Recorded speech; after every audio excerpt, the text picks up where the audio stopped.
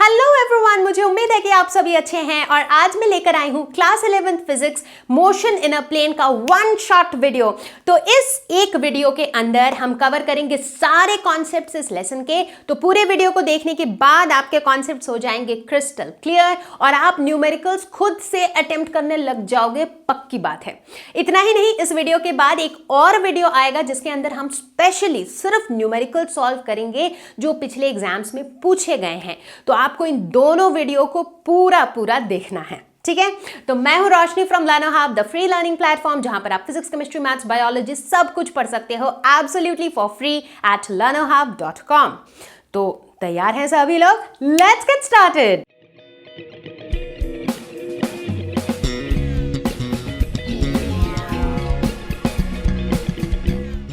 तो पिछले वीडियो में हमने बात करी थी मोशन इन अ प्लेन की। मैंने ऑलरेडी बताया था व्हाट इज इट। प्लेन बोले तो टू डायमेंशन, ठीक है। जब किसी ऑब्जेक्ट का जो पोजीशन है, जब भी वो मूव कर रहा है, उसमें दोनों कोऑर्डिनेट्स इन्वॉल्व होता है, तो हम कहते हैं उसे मोशन इन टू डायमेंशन या फिर मोशन इन अ प्लेन, ठीक है। जैसे कि इस बिलियर्ड्स के बॉल को देखो, राइट। यहां पर अगर आप देखो, ये जो टेबल है this is a two dimension, right. इसमें एक एक्स एक्सिस एक वाई एक्सिस है। अगर इस टेबल के ऊपर किसी भी बॉल की मुझे पोजीशन बतानी हो तो हम क्या देखते हैं, जब भी कोई भी बॉल मूव कर रहा है तो उसका एक्स कोऑर्डिनेट भी चेंज हो रहा है और उसका वाई कोऑर्डिनेट भी चेंज हो रहा है, करेक्ट।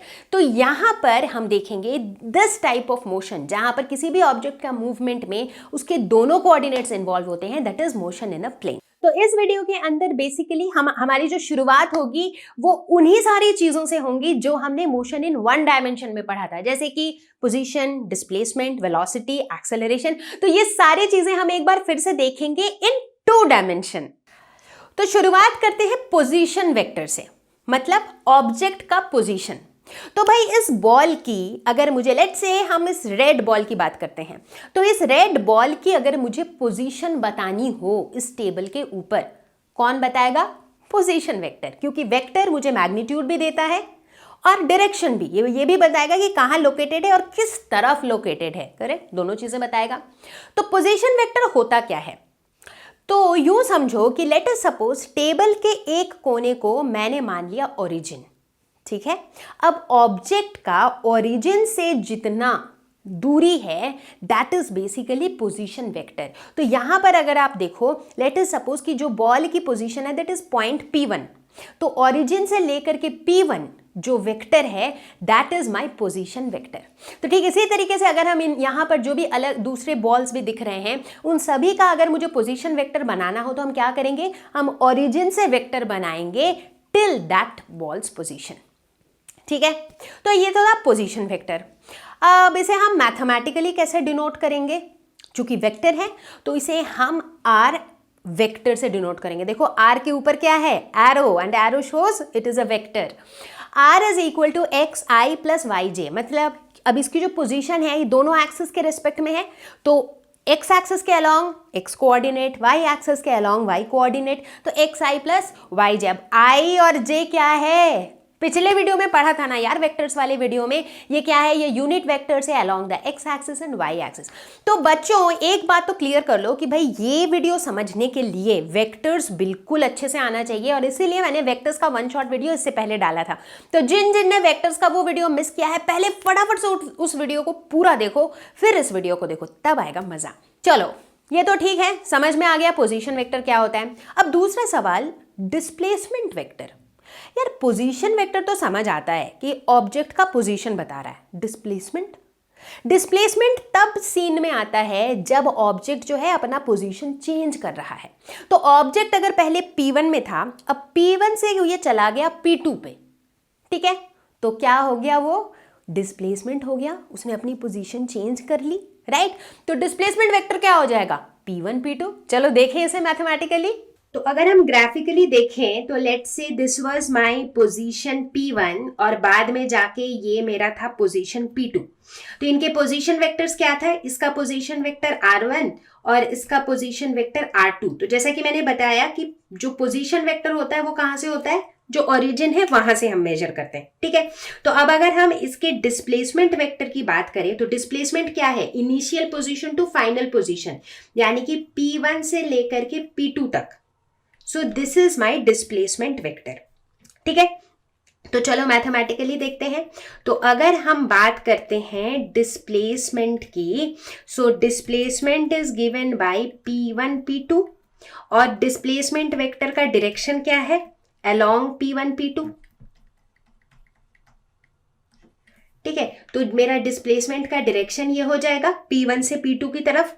जो मैथमेटिकली अगर हम देखें तो R1 को हम क्या लिख सकते हैं, x1 i cap plus y1 j cap, मतलब R1 मतलब ये वाला P1 पॉइंट का पोजीशन क्या हो जाएगा, let's say this is x1 and let's say this is y1। ठीक है, मतलब इसके कोऑर्डिनेट्स वही हो जाएंगे। ठीक उसी तरीके से R2 क्या हो जाएगा, R2 हो जाएगा x2 i cap plus y2 j cap. ठीक है, तो अब अगर हम डिस्प्लेसमेंट की बात करें तो व्हाट इज डिस्प्लेसमेंट, ये मेरा R1 है, ये मेरा R2 है और ये डिस्प्लेसमेंट को लेट अस से डेल्टा R। ठीक है, अब triangle law of vector addition याद करो, ये जो OP1 P2 है ये क्या बना रहा है, ये एक ट्रायंगल बना रहा है। तो ट्रायंगल लॉ के हिसाब से हम कह सकते हैं कि R1 plus delta R is equal to R2, है ना। तो हम कह सकते हैं कि delta R is equal to R2 minus R1।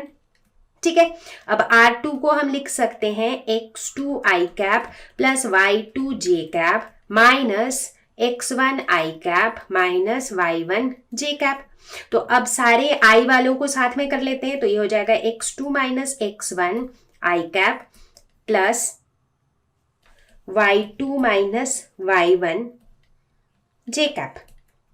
तो हम लिख सकते हैं delta R is equal to delta x i cap plus delta y j cap. तो इस तरीके से हम डिस्प्लेसमेंट वेक्टर को लिख सकते हैं। तो इस तरह से मैथमेटिकली हमें दिख रहा है कि डिस्प्लेसमेंट वेक्टर और पोजीशन वेक्टर में क्या लिंक है। तो जैसे जैसे ये बॉल P1 से P2 की तरफ मूव कर रही है, let's talk about it's average velocity. इसकी एवरेज वेलोसिटी क्या है? तो एवरेज वेलोसिटी होती कौन सी चीज है, हमने पहले पढ़ रखा है, डिस्प्लेसमेंट बाय टाइम टेकन। यानी कि इस केस में जो बॉल है ये P1 से P2 डिस्प्लेस हो रहा है, तो total displacement divided by total time taken. चलो let's look at it mathematically. तो अब अगर इसे हम ग्राफिकली देखते हैं तो पॉइंट P1 का पोजीशन वेक्टर है R1, P2 का पोजीशन वेक्टर है R2, जो इनका जो डिस्प्लेसमेंट वेक्टर है दैट इज डेल्टा R। ठीक है, तो डिस्प्लेसमेंट वेक्टर का डायरेक्शन क्या है, इस तरफ है। ठीक है, वो भी समझ आ गया, P1 P2 के डायरेक्शन में है। जो एवरेज वेलोसिटी है, एवरेज वेलोसिटी जो है उसका डायरेक्शन क्या होगा, direction of average velocity is same as direction of displacement. ठीक है, तो जो मेरा एवरेज वेलोसिटी है इसका भी डायरेक्शन सेम होगा एज डिस्प्लेसमेंट। ठीक है, तो एवरेज वेलोसिटी को हम क्या लिखते हैं, average velocity can be written as delta R by delta T, यानी कि ratio of displacement to the time taken. तो डेल्टा R डिस्प्लेसमेंट होने के लिए जो भी मेरा टाइम लगा डेल्टा T उससे इसे डिवाइड कर देंगे। अब थोड़ी ही देर पहले हमने देखा था कि डेल्टा R को हम लिख सकते हैं delta x i cap plus delta y j cap, ऐसे लिख सकते हैं हम, this divided by delta T। तो इसे हम लिख सकते हैं delta x by delta T i cap plus delta y by delta T j cap. तो इसे हम क्या लिख सकते हैं, delta x by delta T, यानी कि change of displacement along the x axis with time. तो ये क्या हो जाएगा, velocity along the x axis, right, average velocity along the x axis. उसी तरह ये क्या हो जाएगा, delta y by delta T, average velocity along the y axis, right. तो कुल मिला के हम v एवरेज वेलोसिटी v को क्या लिख सकते हैं, in terms of its components along x and y axis. तो v को भी हम vx और vy के टर्म्स में इस तरीके से लिख सकते हैं। ठीक है, तो बेसिकली हम अभी यही देखेंगे कि ये जितने भी वेक्टर्स की हम बात करेंगे इन सभी वेक्टर्स को हम इनके x और y कंपोनेंट्स के टर्म्स में लिख सकते हैं। और दूसरी चीज हम किस पे फोकस करेंगे, इनके डायरेक्शन पे। तो यहां पर हमने देखा एवरेज वेलोसिटी का जो डायरेक्शन है that is same as displacement. अब बात करेंगे इंस्टेंटेनियस वेलोसिटी की। हालांकि ये चीजें हमने पढ़ रखी है 1 डायमेंशन में, बट 2 डायमेंशन में भी पढ़ना बहुत जरूरी है। क्या होता है इंस्टेंटेनियस वेलोसिटी, किसी भी इंस्टेंट ऑफ टाइम पर, एक स्पेसिफिक इंस्टेंट ऑफ टाइम पर जो वेलोसिटी होती है, जैसे कि जब आप गाड़ी चला रहे हो या फिर आप गाड़ी में बैठे हो, कोई और गाड़ी चला रहा है, आपने देखा होगा गाड़ी के स्पीडोमीटर में दिखता है कि गाड़ी की स्पीड कितनी है। मतलब अभी फिलहाल मेरी गाड़ी की speed let's say 50 kilometre per hour है, यानी कि उस पॉइंट ऑफ टाइम पे 50 किलोमीटर पर आवर है। आगे अगर ट्रैफिक मिल जाएगा खूब सारा तो मेरी स्पीड कम हो जाएगी, फिर उसके आगे जाके अगर पूरा रोड खाली मिलेगा तो फिर से मेरी स्पीड बढ़ जाएगी, राइट। तो बेसिकली वो जो स्पीड हमें दिखती है दैट इज इंस्टेंटेनियस, मतलब उस पॉइंट ऑफ टाइम पर कितनी है, करेक्ट। तो इंस्टेंटेनियस वेलोसिटी को अगर मुझे लेट्स से डिफाइन करना हो तो मैं कैसे करूंगी। अभी अभी हमने एवरेज वेलोसिटी देखा, राइट, एवरेज वेलोसिटी निकाला भी, तो हम कहेंगे average velocity when delta t tends to zero. मतलब एवरेज वेलोसिटी क्या है, एक पीरियड ऑफ टाइम के लिए जो वेलोसिटी है, राइट। बट वही पीरियड ऑफ टाइम जब जीरो हो जाता है, यानी कि हम एक ही पॉइंट पर बात कर रहे हैं, हम एक ही टाइम टी की बात कर रहे हैं, तो T1 से T2 वाला कोई सीन ही नहीं है, राइट। तो डेल्टा टी मेरा क्या हो जा रहा है, टेंड्स टू जीरो। तो एवरेज वेलोसिटी जब delta t tends to zero, उसी को हम कहेंगे इंस्टेंटेनियस वेलोसिटी। तो इसी डेफिनेशन के आधार पर चलो निकालते हैं इंस्टेंटेनियस वेलोसिटी। तो अभी अभी हमने इंस्टेंटेनियस वेलोसिटी का जो डेफिनेशन बताया, उस डेफिनेशन के हिसाब से अगर हम इसे मैथमेटिकली लिखें इंस्टेंटेनियस वेलोसिटी को, तो ये क्या हो जाएगा, average velocity when delta t is zero, that means limit delta t tends to zero. सभी बच्चों ने मैथमेटिक्स में क्लास 11th मैथ्स में लिमिट्स एंड डेरिवेटिव्स वाला लेसन पढ़ा होगा। अगर मेरे साथ पढ़ा है तो उन्होंने ये सारी चीजें पढ़ रखी हैं कि लिमिट्स क्या होते हैं, हम क्यों अप्लाई करते हैं। चूंकि हम यहाँ कह रहे हैं कि जब डेल्टा टी जीरो हो जाता है, यानी कि limit delta t tends to zero, change in displacement with time, तो यही है इंस्टेंटेनियस वेलोसिटी का डेफिनेशन। और इसे हम क्या लिख सकते हैं, this can be written as dr/dt। ये तो हमने लिमिट्स एंड डेरिवेटिव्स में पढ़ रखा है कि इसको हम इसी तरीके से डिफाइन करते हैं, ठीक है। अभी इनके डिटेल में नहीं जाएंगे क्योंकि ये हमने मैथ्स में कवर किया हुआ है, ठीक है। तो ये मेरा इंस्टेंटेनियस वेलोसिटी हो गया। अब सवाल ये उठता है कि इंस्टेंटेनियस वेलोसिटी का डायरेक्शन क्या होगा। तो डायरेक्शन की अगर हम बात करें तो it is tangential to path at that particular point and in the direction of motion. मतलब जिस पॉइंट पर हम इंस्टेंटेनियस वेलोसिटी की बात कर रहे हैं, उस पॉइंट पर this is in the direction of tangent. तो ये टैंजेंशियल डायरेक्शन होता है इसका। कैसे, चलो ये ग्राफ्स की हेल्प से हम देखेंगे, ठीक है। तो देखो सबसे पहले ग्राफ में हम क्या देख रहे हैं कि ये P1 है, ये P2 है, ठीक है। यानी कि लेट्स से दिस इज, तो यहां पर जो मेरा डेल्टा आर है वो कितना है, वो दिस इज डेल्टा आर, ठीक है। जो दूसरा वाला ग्राफ है उसमें हमने क्या किया, उसमें हम देख रहे हैं कि P1 और P2 जो है और नजदीक आ गया है, तो इसकी वजह से यहां पर जो मेरा डेल्टा आर है वो और कम हो गया है। तीसरे वाले ग्राफ में अगर हम देखें तो यहां पर क्या हो गया है, डेल्टा आर यहां पर गायब हो गया है, बिकॉज यहां पर हम एक पॉइंट की ही बात कर रहे हैं। तो हम क्या देख रहे हैं, ये पहला ग्राफ से दूसरा, दूसरा से तीसरा ग्राफ जाते जाते मेरा डेल्टा आर जो है दैट इज बिकमिंग जीरो। तो डेल्टा आर जो है वो जीरो होता जा रहा है, ठीक है। तो अब हमें देखना यह है कि इससे हमारे v के डायरेक्शन में, वेलोसिटी के डायरेक्शन में क्या चेंज आ रहा है, ठीक है। तो देखो पहले केस में ये मेरा डेल्टा आर का डायरेक्शन था, तो मेरा v का डायरेक्शन भी सेम था, क्योंकि हमने देखा था ना एवरेज वेलोसिटी का डायरेक्शन क्या होता है, जो मेरा डिस्प्लेसमेंट का डायरेक्शन होता है। इस केस में मेरा जो डिस्प्लेसमेंट का डायरेक्शन है, मेरा वेलोसिटी का भी डायरेक्शन वही है।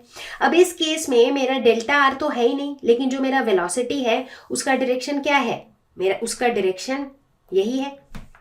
तो बेसिकली जो वेलोसिटी का डायरेक्शन है दैट इज टैंजेंशियल, वो इस पॉइंट पर एक टैंजेंट की तरह इसका डायरेक्शन है, ठीक है। तो हम क्या देख रहे हैं, जैसे जैसे डेल्टा आर कम होता जा रहा है वहीं से हमें ये मिल रहा है कि वेलोसिटी का डायरेक्शन जो है वो टैंजेंशियल होता जा रहा है।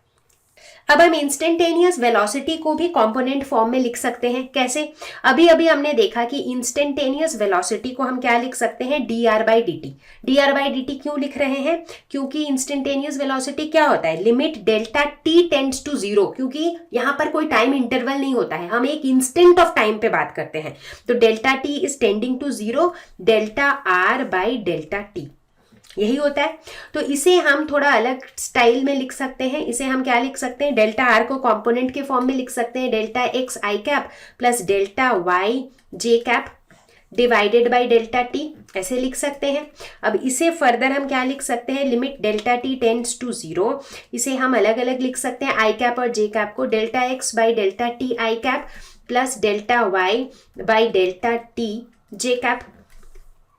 अब इसे हम क्या लिख सकते हैं, limit delta t tends to 0, delta x by delta t i cap plus limit delta t tends to 0, delta y by delta T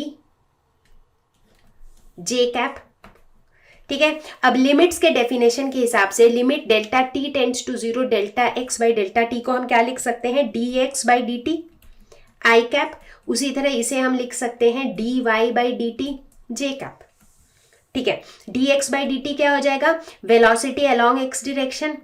उसी तरह d y by d t क्या हो जाएगा, instantaneous velocity along y direction. तो इस तरह से हमने क्या लिख दिया, इंस्टेंटेनियस वेलोसिटी को हमने उसके कंपोनेंट्स एक्स और वाई कंपोनेंट के टर्म्स में निकाल लिया। ठीक है, अब अगर मैं कहूं कि ये जो इंस्टेंटेनियस वेलोसिटी है इसका मैग्नीट्यूड क्या होगा, so magnitude of instantaneous velocity will be equal to root over v x square plus v y square. कैसे, क्योंकि वी एक्स और वी वाई जो है वो आई और जे डायरेक्शन में है, मतलब परपेंडिकुलर डायरेक्शन में है, तो इनका रिजल्टेंट निकालोगे तो वही एक राइट एंगल ट्रायंगल मिलेगा, पाइथागोरस थ्योरम लग जाएगा। तो इस तरह से मैग्नीट्यूड निकाल सकते हैं। और वहीं अगर हम डायरेक्शन की बात करें तो हम tan थीटा से डायरेक्शन निकाल सकते हैं, which will be equal to v y by v x. Right, तो ये सब हमने पढ़ा है, करेक्ट। तो उसी लॉजिक से हम इस तरह से वेलोसिटी का मैग्नीट्यूड और इसका डायरेक्शन निकाल सकते हैं। ठीक है, तो ये सब कहां से आ रहा है, याद है वो रेजोल्यूशन ऑफ वेक्टर वाला टॉपिक पढ़ा था कि किसी भी वेक्टर को हम उसके एक्स कंपोनेंट और वाई कंपोनेंट के टर्म्स में लिख सकते हैं, करेक्ट। तो वहीं से हमारे ये रिजल्ट्स आ रहे हैं। तो ठीक इसी तरीके से जैसे हमने एवरेज और इंस्टेंटेनियस वेलोसिटी की बात की, अब हम बात करेंगे एवरेज एक्सेलरेशन की। तो एवरेज एक्सेलरेशन क्या होता है बच्चों, हमने पढ़ रखा है पहले। Average acceleration is change in velocity by time taken. तो चलो मैथमेटिकली देखते हैं कि एवरेज एक्सेलरेशन क्या होगा। So basically average acceleration will be the change in velocity with time. So delta we by delta T, मतलब डेल्टा वी जो change in velocity हो रहा है कितने टाइम पे, डेल्टा टी टाइम पे। तो इसे अगर हम कंपोनेंट के टर्म्स में लिखें तो हम क्या लिख सकते हैं, हम इसे लिख सकते हैं delta v x i cap plus delta v y j cap. क्योंकि अभी अभी हमने देखा था थोड़ी देर पहले कि वेलोसिटी को हम उसके कॉरेस्पॉन्डिंग कंपोनेंट्स के टर्म्स में लिख सकते हैं। So this is divided by delta t, तो इसे हम लिख सकते हैं delta v x by delta t i cap plus delta v y by delta t j cap. ठीक है, तो ये क्या हो जाएगा, change in velocity with time along the x axis, यानी कि this is acceleration along x axis i cap plus this is acceleration along y axis j cap. तो बेसिकली हम क्या देख रहे हैं कि एवरेज एक्सेलरेशन को भी जो है हम इसके एक्स और वाई कंपोनेंट के टर्म्स में लिख सकते हैं। अगर डायरेक्शन की बात करें तो जिस तरह से एवरेज वेलोसिटी का डायरेक्शन जो है वो डिस्प्लेसमेंट, चेंज इन डिस्प्लेसमेंट की डायरेक्शन में था, उसी तरह एवरेज एक्सेलरेशन का direction will be same as change in instantaneous velocity. तो डेल्टा वी का जो भी डायरेक्शन होगा एवरेज एक्सेलरेशन का वही डायरेक्शन होगा। कैसे, चलो ये देखते हैं। लेट अस सपोज कि ये मेरा ग्राफ है जहां पर मैं बता रही हूं कि ये एक पॉइंट लिया हमने और ये एक पॉइंट लिया। ठीक है, तो इस पॉइंट पर जो मेरा इंस्टेंटेनियस वेलोसिटी होगा, इंस्टेंटेनियस वेलोसिटी का डायरेक्शन क्या होता है, टेंजेंशियल। ठीक है, हमने ये देखा था। तो यहां पर इंस्टेंटेनियस वेलोसिटी का डायरेक्शन ये है। ठीक है, लेट अस से दिस इज v1 और इस पॉइंट पर मेरा इंस्टेंटेनियस वेलोसिटी का जो डायरेक्शन होगा that is again tangential. So let us से दिस इज v2। ठीक है, जो चेंज इन इंस्टेंटेनियस वेलोसिटी का डायरेक्शन होगा वो क्या होगा। अब जैसे इसे अगर हम नॉर्मल वेक्टर एडिशन से देखें तो एक मेरा वेक्टर है इस तरीके से v1 और दूसरा वेक्टर मेरा कैसे है v2। लेट अस से दिस इज v2। इसको हमने इस तरीके से क्यों ज्वाइन किया, ऐसे ही करते हैं ना जब हमें उन्हें ऐड करना पड़ता है तो, करेक्ट। तो उस हिसाब से मैंने ऐसे इनको ज्वाइन कर दिया। ठीक है, तो अब ये जो डेल्टा वी हो जाएगा यानी कि v1 to v2 which is delta v। ठीक है, वो ऐसा होगा, change in velocity, delta v will be this. वही सब है बेसिकली, वही triangle law of addition, parallelogram law, वही सारे कॉन्सेप्ट को लगाकर हम ये निकाल रहे हैं। तो डेल्टा v का डायरेक्शन मेरा ये हो जाएगा। क्वेश्चन यहाँ पे हमारा कॉन्सेप्ट ये कह रहा है कि एवरेज एक्सेलरेशन का डायरेक्शन वही होगा जो डेल्टा v का डायरेक्शन होगा। तो बेसिकली इससे हम क्या देख रहे हैं कि डेल्टा v का डायरेक्शन यूं है, मतलब डेल्टा v का डायरेक्शन इस तरफ होगा, इसका मतलब एक्सेलरेशन का डायरेक्शन भी इसी तरफ होगा, राइट तो बहुत बार क्या होता है, बच्चे सोचते हैं कि v का जो डायरेक्शन है वही a का डायरेक्शन है। नहीं, जो चेंज इन v का डायरेक्शन है, चेंज इन इंस्टेंटेनियस वेलोसिटी का जो डायरेक्शन है, that is the direction of acceleration. ठीक है, अब आप पूछोगे कि यहाँ पे v1 और v2 दो अलग अलग पॉइंट पे था, इसको हमने ट्रायंगल कैसे बनाया? वही by parallel shift of vectors. हम पैरेलल शिफ्ट ऑफ वेक्टर्स से इन दोनों वेक्टर्स को इस तरीके से तो लिख ही सकते हैं, है कि नहीं? ये मेरा v1 है, ये मेरा v2 है, और v1 से v2 चेंज हो रहा है, तो इसीलिए इनको ऐसे ज्वाइन कर दिया, वो डेल्टा v हो गया। ठीक है, ठीक उसी तरह जैसे हम r1 और r2 बनाते हैं और फिर डेल्टा r निकालते हैं, ठीक उसी तरीके से ये भी किया हमने। तो ये सबको समझ आ गया ना। दिस इज इंपॉर्टेंट कि एवरेज एक्सेलरेशन का हम डायरेक्शन कैसे निकालते हैं। अब किसकी बारी है? Obviously instantaneous acceleration. क्या होता है एवरेज एक्सेलरेशन? जब delta t tends to zero. Exactly, मतलब एक इंस्टेंट ऑफ टाइम पर एक्सेलरेशन कितनी है? एवरेज एक्सेलरेशन जब डेल्टा t इज जीरो, मतलब मैं एक इंस्टेंट की बात कर रही हूं। तो चलो अब देखते हैं इंस्टेंटेनियस एक्सेलरेशन के केस में क्या होता है। ठीक है, तो सबसे पहले बात करते हैं इनके डायरेक्शन की। ठीक है, तो हम इसे भी ग्राफिकली देखेंगे। ठीक है, तो लेट अस सपोज हम दो पॉइंट्स कंसिडर करते हैं। तो यहाँ पर हमने एक पॉइंट लिया P1, दूसरा पॉइंट हमने लिया लेट्स से P2। ठीक है, तो इस वाले पॉइंट पे मेरा V1 का डायरेक्शन ये रहेगा, V2 का डायरेक्शन ये रहेगा। ठीक है, तो एज अ रिजल्ट यहाँ पर मेरा this is V1, this is V2, तो मेरा डेल्टा V क्या हो जाएगा? This is delta V। तो इसीलिए जो डेल्टा v का डायरेक्शन है वो मेरा एक्सेलरेशन का डायरेक्शन है।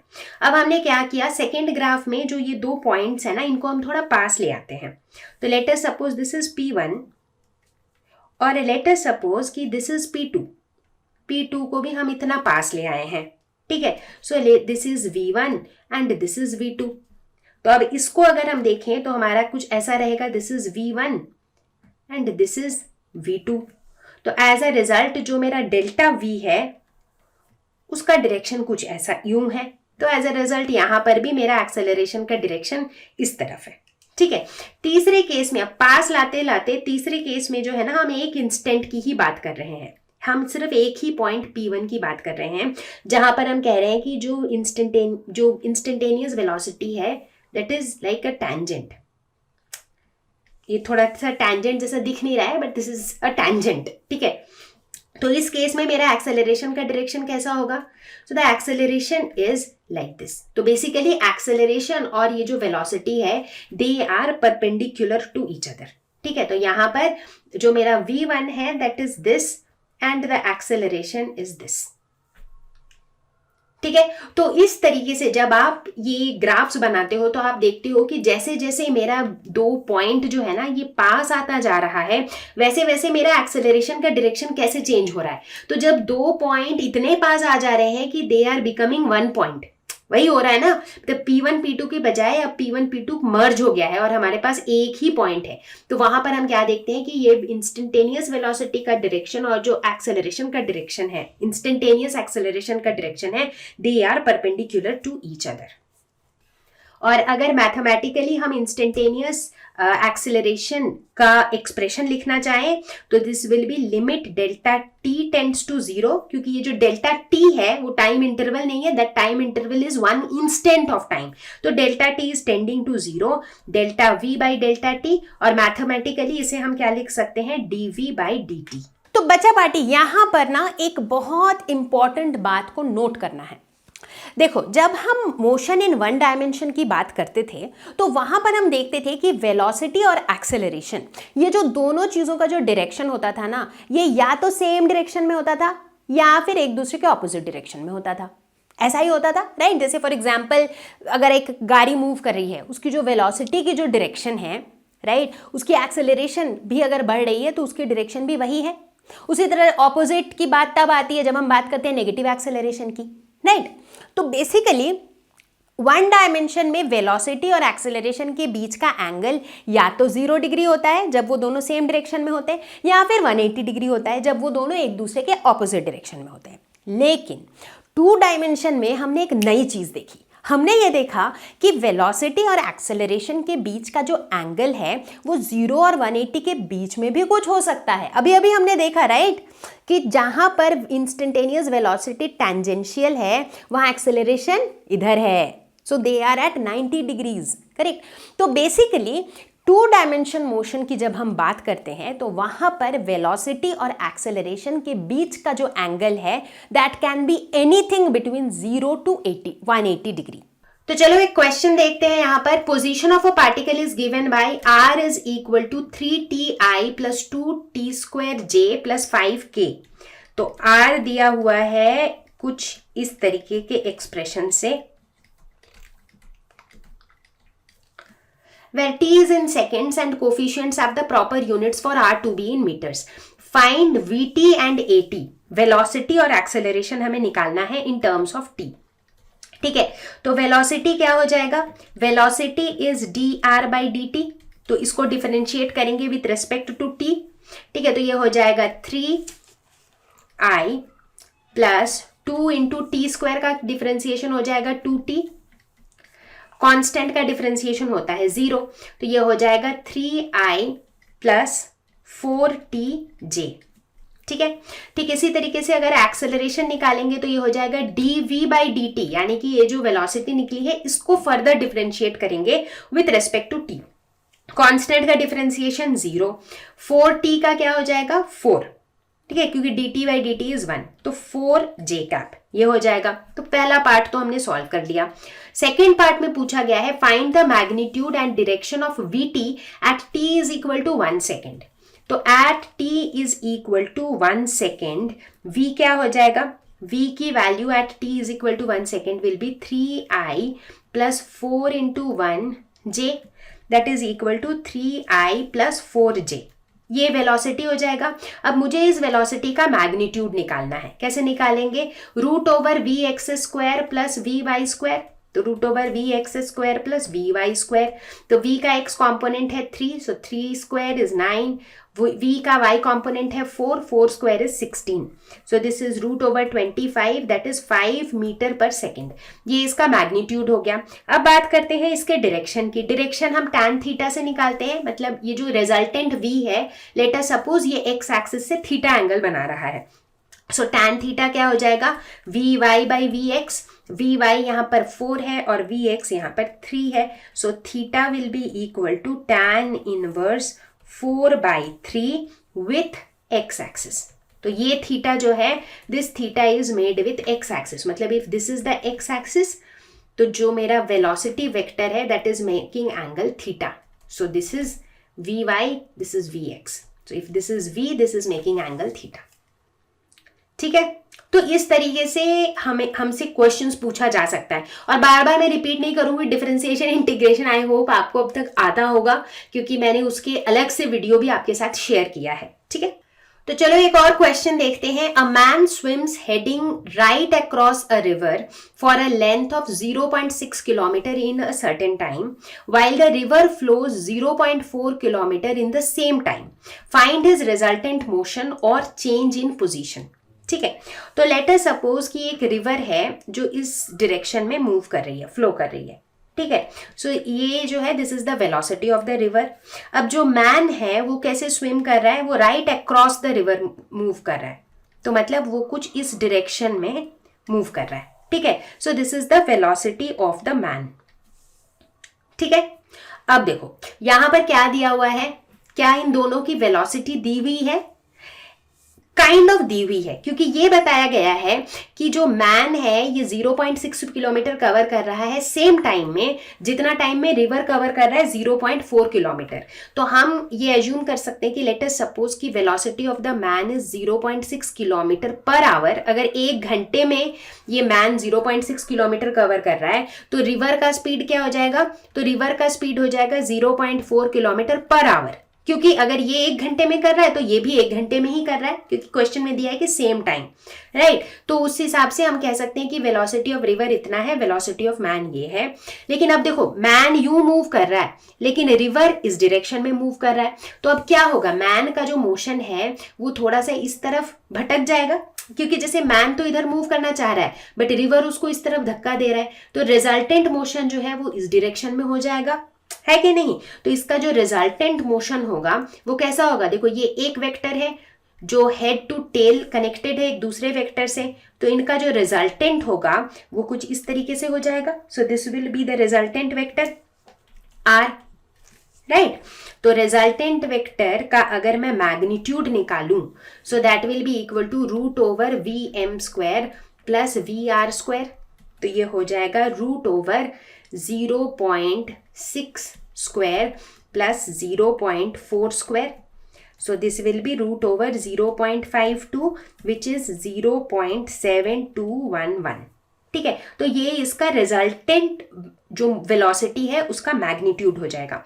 अब अगर इसकी हम डायरेक्शन की बात करें सो tan थीटा, डायरेक्शन मतलब ये जो मैन है ये इसका जो रिजल्टेंट मोशन है ये एक्स एक्सिस से कितना एंगल बना रहा है, तो resultant motion is making angle theta. So tan theta will be equal to, इसको अगर डॉटेड लाइन से ऐसे देखो so this will be v m by v r perpendicular by base. So v m है 0.6 और वी आर है 0.4, सो this is 3/2। तो theta will be equal to tan inverse 1.5 which is equal to 56 degree 19 minutes. So इतना angle ये बनाएगा with the x axis या फिर with the direction of the flow of the river. Okay बच्चा party, तो अब हम बात करेंगे motion in a plane with constant acceleration की। और जैसा कि आप देख ही रहे हो कि मेरे हाथ में आ चुका है ये बॉल, तो इस बॉल के हेल्प से समझेंगे इस कॉन्सेप्ट को। कॉन्सेप्ट पे बहुत ध्यान देना, ठीक है। मान लो इस बॉल को मैंने थ्रो किया, ठीक है, तो फिलहाल मैं बात कर रही हूँ मोशन इन अ प्लेन की, यानी कि 2 डायमेंशनल मोशन की। बॉल को मैंने यूं थ्रो किया, ठीक है। किस तरह का मूवमेंट हुआ बॉल का, यहां से थ्रो किया था, बॉल यूं जाके यहां पे गिरा, यही हुआ। जब ऐसा हुआ तो क्या हुआ, बेसिकली बॉल का एक्स एक्सिस के अलोंग भी एक मूवमेंट था, क्योंकि यहां से बॉल को फेंका था, यहां जाके गिरा। बॉल का वाई एक्सिस के अलोंग भी एक मूवमेंट था, यहां से फेंका था बट बीच में बॉल यहां तक चला गया था, तो वाई एक्सिस के अबाउट भी इतना मूव किया था। तो बेसिकली हम कहते हैं कि मोशन इन अ प्लेन को हम कह सकते हैं कि it is a combination of 2 one dimensional motion. एक एक्स एक्सिस के अबाउट 1 डायमेंशनल मोशन है, एक वाई एक्सिस के अबाउट 1 डायमेंशनल मोशन है, और दोनों का कॉम्बिनेशन है मोशन इन अ प्लेन। लेकिन ये जो दोनों 1 डायमेंशनल मोशन है ना, दे आर साइमल्टेनियस। मतलब जब बॉल, ऐसा तो नहीं हो रहा है ना कि बॉल पहले यूं एक्स एक्सिस पे जा रहा है फिर ऐसे कूद रहा है, नहीं, ऐसा नहीं हो रहा है। कैसा हो रहा है, हर पॉइंट पे ना बॉल एक्स एक्सिस की तरफ भी जा रहा है और इसका वाई एक्सिस की तरफ भी मोशन हो रहा है। तो इसका मतलब ये जो 2 1 डायमेंशनल मोशन है ये दोनों साइमल्टेनियसली हो रहे हैं, दोनों साथ में हो रहे हैं। तो हम कहते हैं कि मोशन इन अ प्लेन जो है that is a combination of 2 separate but simultaneous 1 dimensional motion in 2 perpendicular directions. मतलब एक अगर एक्स एक्सिस के अबाउट है, दूसरा वाई एक्सिस के अबाउट है, तो ये जो दोनों मोशन है ये 2 परपेंडिकुलर डायरेक्शंस के अबाउट है, ठीक है। तो ये कॉन्सेप्ट इज वेरी इंपॉर्टेंट, क्योंकि इसी कॉन्सेप्ट पे बेसिस पे अगर ये समझ आ गया ना तो आगे कुछ भी नया नहीं है। इसी के बेसिस पे आप देखोगे आप कितने न्यूमेरिकल सॉल्व कर लोगे चुटकियों में। तो बोलने का मतलब ये है कि अगर लेट अस सपोज हमारे पास कोई ऑब्जेक्ट है, ठीक है, लेट अस सपोज ये बॉल मेरा ऑब्जेक्ट है और इस बॉल का जो इनिशियल पोजीशन है, लेट अस से इनिशियल पोजीशन इसका क्या है, तो अगर हम ग्राफिकली या मैथमेटिकली बात करें तो लेट से इसका इनिशियल पोजीशन है x0 y0, ठीक है, ये इसका इनिशियल पोजीशन का कोऑर्डिनेट्स है।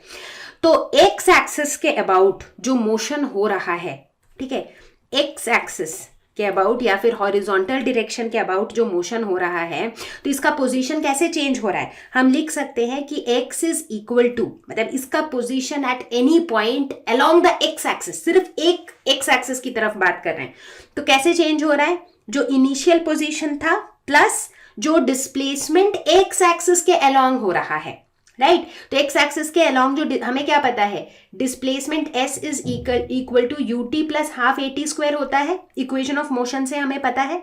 तो ये एक्स एक्सिस के अबाउट हम क्या लिख सकते हैं, so this will be equal to u x t plus half a x t square, मतलब एक्स एक्सिस के अबाउट का जो वेलोसिटी है और एक्स एक्सिस के अलोंग जो एक्सेलरेशन है, ठीक है। तो ये एक्स एक्सिस के अलोंग हो रहा है। ठीक इसी तरह से वाई एक्सिस के अलोंग क्या होगा, position of the particle at any point y will be equal to जो initial position था which is y naught plus u y t plus half a y t square, ठीक है। क्योंकि हम वही तो कह रहे हैं कि मोशन इन अ प्लेन का मतलब है कि दोनों डायमेंशन में x और y दोनों डायरेक्शन में साइमल्टेनियसली मोशन हो रहे हैं, राइट। तो कुल मिला के फॉर अ प्लेन हम क्या कह सकते हैं कि r is equal to r naught plus u t plus half a t square. इस तरीके से हम एक मोशन इन अ प्लेन को डिस्क्राइब कर सकते हैं if it is moving with constant acceleration a, ठीक है। ठीक इसी तरीके से अगर हम एक और दूसरे इक्वेशन की बात करें which is v is equal to u plus a t, ठीक है, हमें क्या पता है एक्स एक्सिस के अबाउट जो इसकी वेलोसिटीज हैं वो कैसे चेंज होगी, v x will be equal to u x plus a x t, हमें पता है ना v is equal to u plus a t होता है, final velocity is equal to initial velocity plus acceleration into time. ठीक इसी तरीके से y एक्सिस के अबाउट क्या होगा, y एक्सिस के about v y is equal to u y plus a y into t, और इन दोनों को मिला के हम मोशन इन अ प्लेन में कह सकते हैं कि v is equal to u plus a t. जैसा कि वन डायमेंशन में होता था ठीक उसी तरह यहां पर भी होगा, राइट। तो हम देखेंगे कि इक्वेशन ऑफ मोशन हमारे वही हैं, जस्ट दैट जब हम प्लेन की बात कर रहे हैं ना तो क्वेश्चंस में कई बार आपको सिर्फ वर्टिकल मोशन की बात करेगा, क्वेश्चन कभी सिर्फ हॉरिजॉन्टल मोशन की बात करेगा, तो वहां पर आपको अकॉर्डिंगली वो कंपोनेंट्स लेने हैं। कैसे, चलो एक एग्जांपल देखते हैं। तो क्वेश्चन कह रहा है a particle starts from origin, start कहां से कर रहा है, ओरिजिन से, यानी कि इसका इनिशियल पोजीशन क्या है, एक्स नॉट वाई नॉट की जो वैल्यू है ना दैट इज 0 0, ओरिजिन में तो एक्स और वाई दोनों 0 होता है, at t is equal to 0 with a velocity of 5i, ठीक है। इसका मतलब जो इनिशियल वेलोसिटी है दैट इज 5i, ठीक है। अब इनिशियल वेलोसिटी जो है इसको हम कैसे लिख सकते हैं, u x i cap plus u y j cap, ऐसे लिख सकते हैं, बट यहां से हमें साफ दिख रहा है कि जो इनिशियल वेलोसिटी है उसका x कंपोनेंट है 5 मीटर पर सेकेंड और इसका y कंपोनेंट क्या है, 0 है, दिख रहा है ना, y कंपोनेंट है ही नहीं, so u y is equal to 0। It moves in xy plane under the action of a force which produces a constant acceleration of 3i plus 2j, ठीक है। अब इससे हम क्या इन्फर कर सकते हैं, एक्सेलरेशन क्या है, ए x i cap plus a Y j cap. तो यहाँ जो दिया हुआ है उसके हिसाब से ए एक्स की वैल्यू है 3 मीटर पर सेकेंड स्क्वायर और ए वाई की वैल्यू है 2 मीटर पर सेकेंड स्क्वायर। ऐसे ही करके क्वेश्चन को पढ़ते पढ़ते समझते चले जाएंगे क्या क्या दिया हुआ है। तो ये सारी चीजें मुझे गिवन है। अब देखते हैं क्वेश्चन। पहला क्वेश्चन पूछ रहा है what is the y coordinate of the particle at the instant its x coordinate is 84 metres. तो पहला पार्ट बोल रहा है जब एक्स की वैल्यू 84 मीटर है ऐसे टाइम पर वाई की वैल्यू कितनी होगी। ठीक है, मैंने पहले ही बताया था एक्स कोऑर्डिनेट के लिए एक्स एक्सिस के अलोंग का इक्वेशन यूज करेंगे, वाई कोऑर्डिनेट के लिए वाई एक्सिस के अलोंग का इक्वेशन यूज करेंगे। तो यहाँ वाई निकालना है तो वाई एक्सिस के अलोंग मेरा इक्वेशन क्या हो जाएगा, y is equal to y naught initial position plus u y t plus half a y t square. ठीक है, अभी हमने देखा कि y नॉट की वैल्यू दी हुई है 0, तो ये तो 0 हो गया। यू वाई की वैल्यू भी दी हुई है 0, तो ये सेकेंड वाला टर्म भी 0 हो गया। तो बचा क्या, y is equal to half a y t square. अब ए वाई की वैल्यू दी हुई है 2, तो हाफ इंटू 2 टी स्क्वायर। तो basically y is equal to हो गया टी स्क्वायर, ठीक है। तो मतलब अगर मुझे t की वैल्यू पता है तो मैं y कोऑर्डिनेट आराम से निकाल लूंगी, है कि नहीं। बट अब मैं t कैसे निकालूं, मुझे x पता है, तो अब अगर मुझे x पता है तो मैं x एक्सिस के अबाउट का अगर यही इक्वेशन लिखूं, ऐसा ही सिमिलर इक्वेशन लिखूं, जो कि क्या होगा, x is equal to x naught plus u x t plus half a x t square. तो देखो इस इक्वेशन में मुझे t के अलावा सब कुछ पता है, तो इस इक्वेशन से मैं t निकाल लेती हूं, ये एक अच्छा ऑप्शन है। और वो t यहां पे डाल दूंगी तो मुझे y कोऑर्डिनेट की वैल्यू मिल जाएगी, ये मेरा लॉजिक रहेगा। तो देखो x की वैल्यू क्या दी हुई है 84, x नॉट तो 0 है, ux की वैल्यू कितनी है 5, तो ये 5t प्लस हाफ इंटू ए एक्स की वैल्यू है 3 इंटू टी स्क्वायर, ठीक है। तो अब हम इसे सॉल्व करते हैं, हमें मिलेगा 1.5 t square plus 5t minus 84 is equal to 0। तो ये एक सिंपल सा क्वाड्रेटिक इक्वेशन है जिसे सॉल्व करना सबको आता है, हम बहुत क्वाड्रेटिक इक्वेशन अब तक सॉल्व कर चुके हैं मैथ्स में।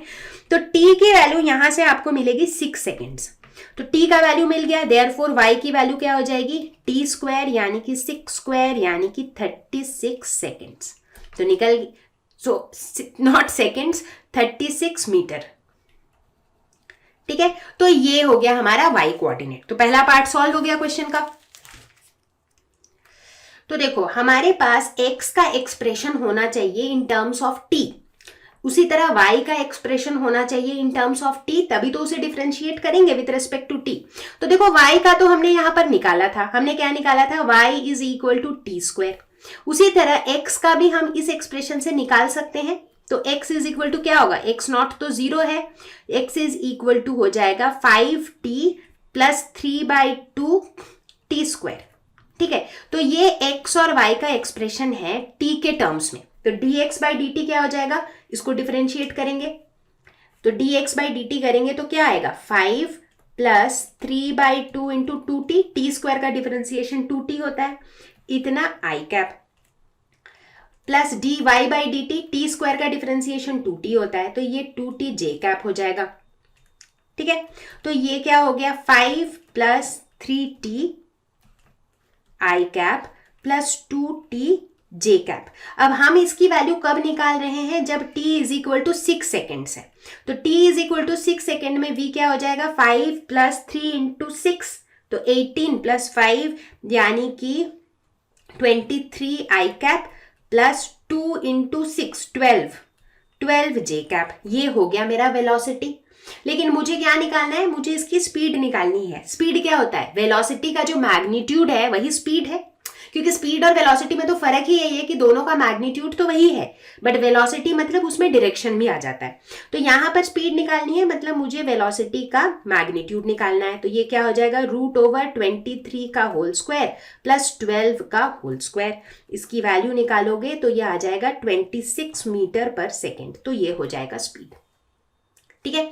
तो इस क्वेश्चन में अगर देखा जाए तो कॉम्प्लिकेटेड पार्ट क्या था, कॉम्प्लिकेटेड तो कुछ नहीं, मतलब कौन सा ऐसा पार्ट था जहां थोड़ा सा सोचना था, वो था ये वाला स्टेप।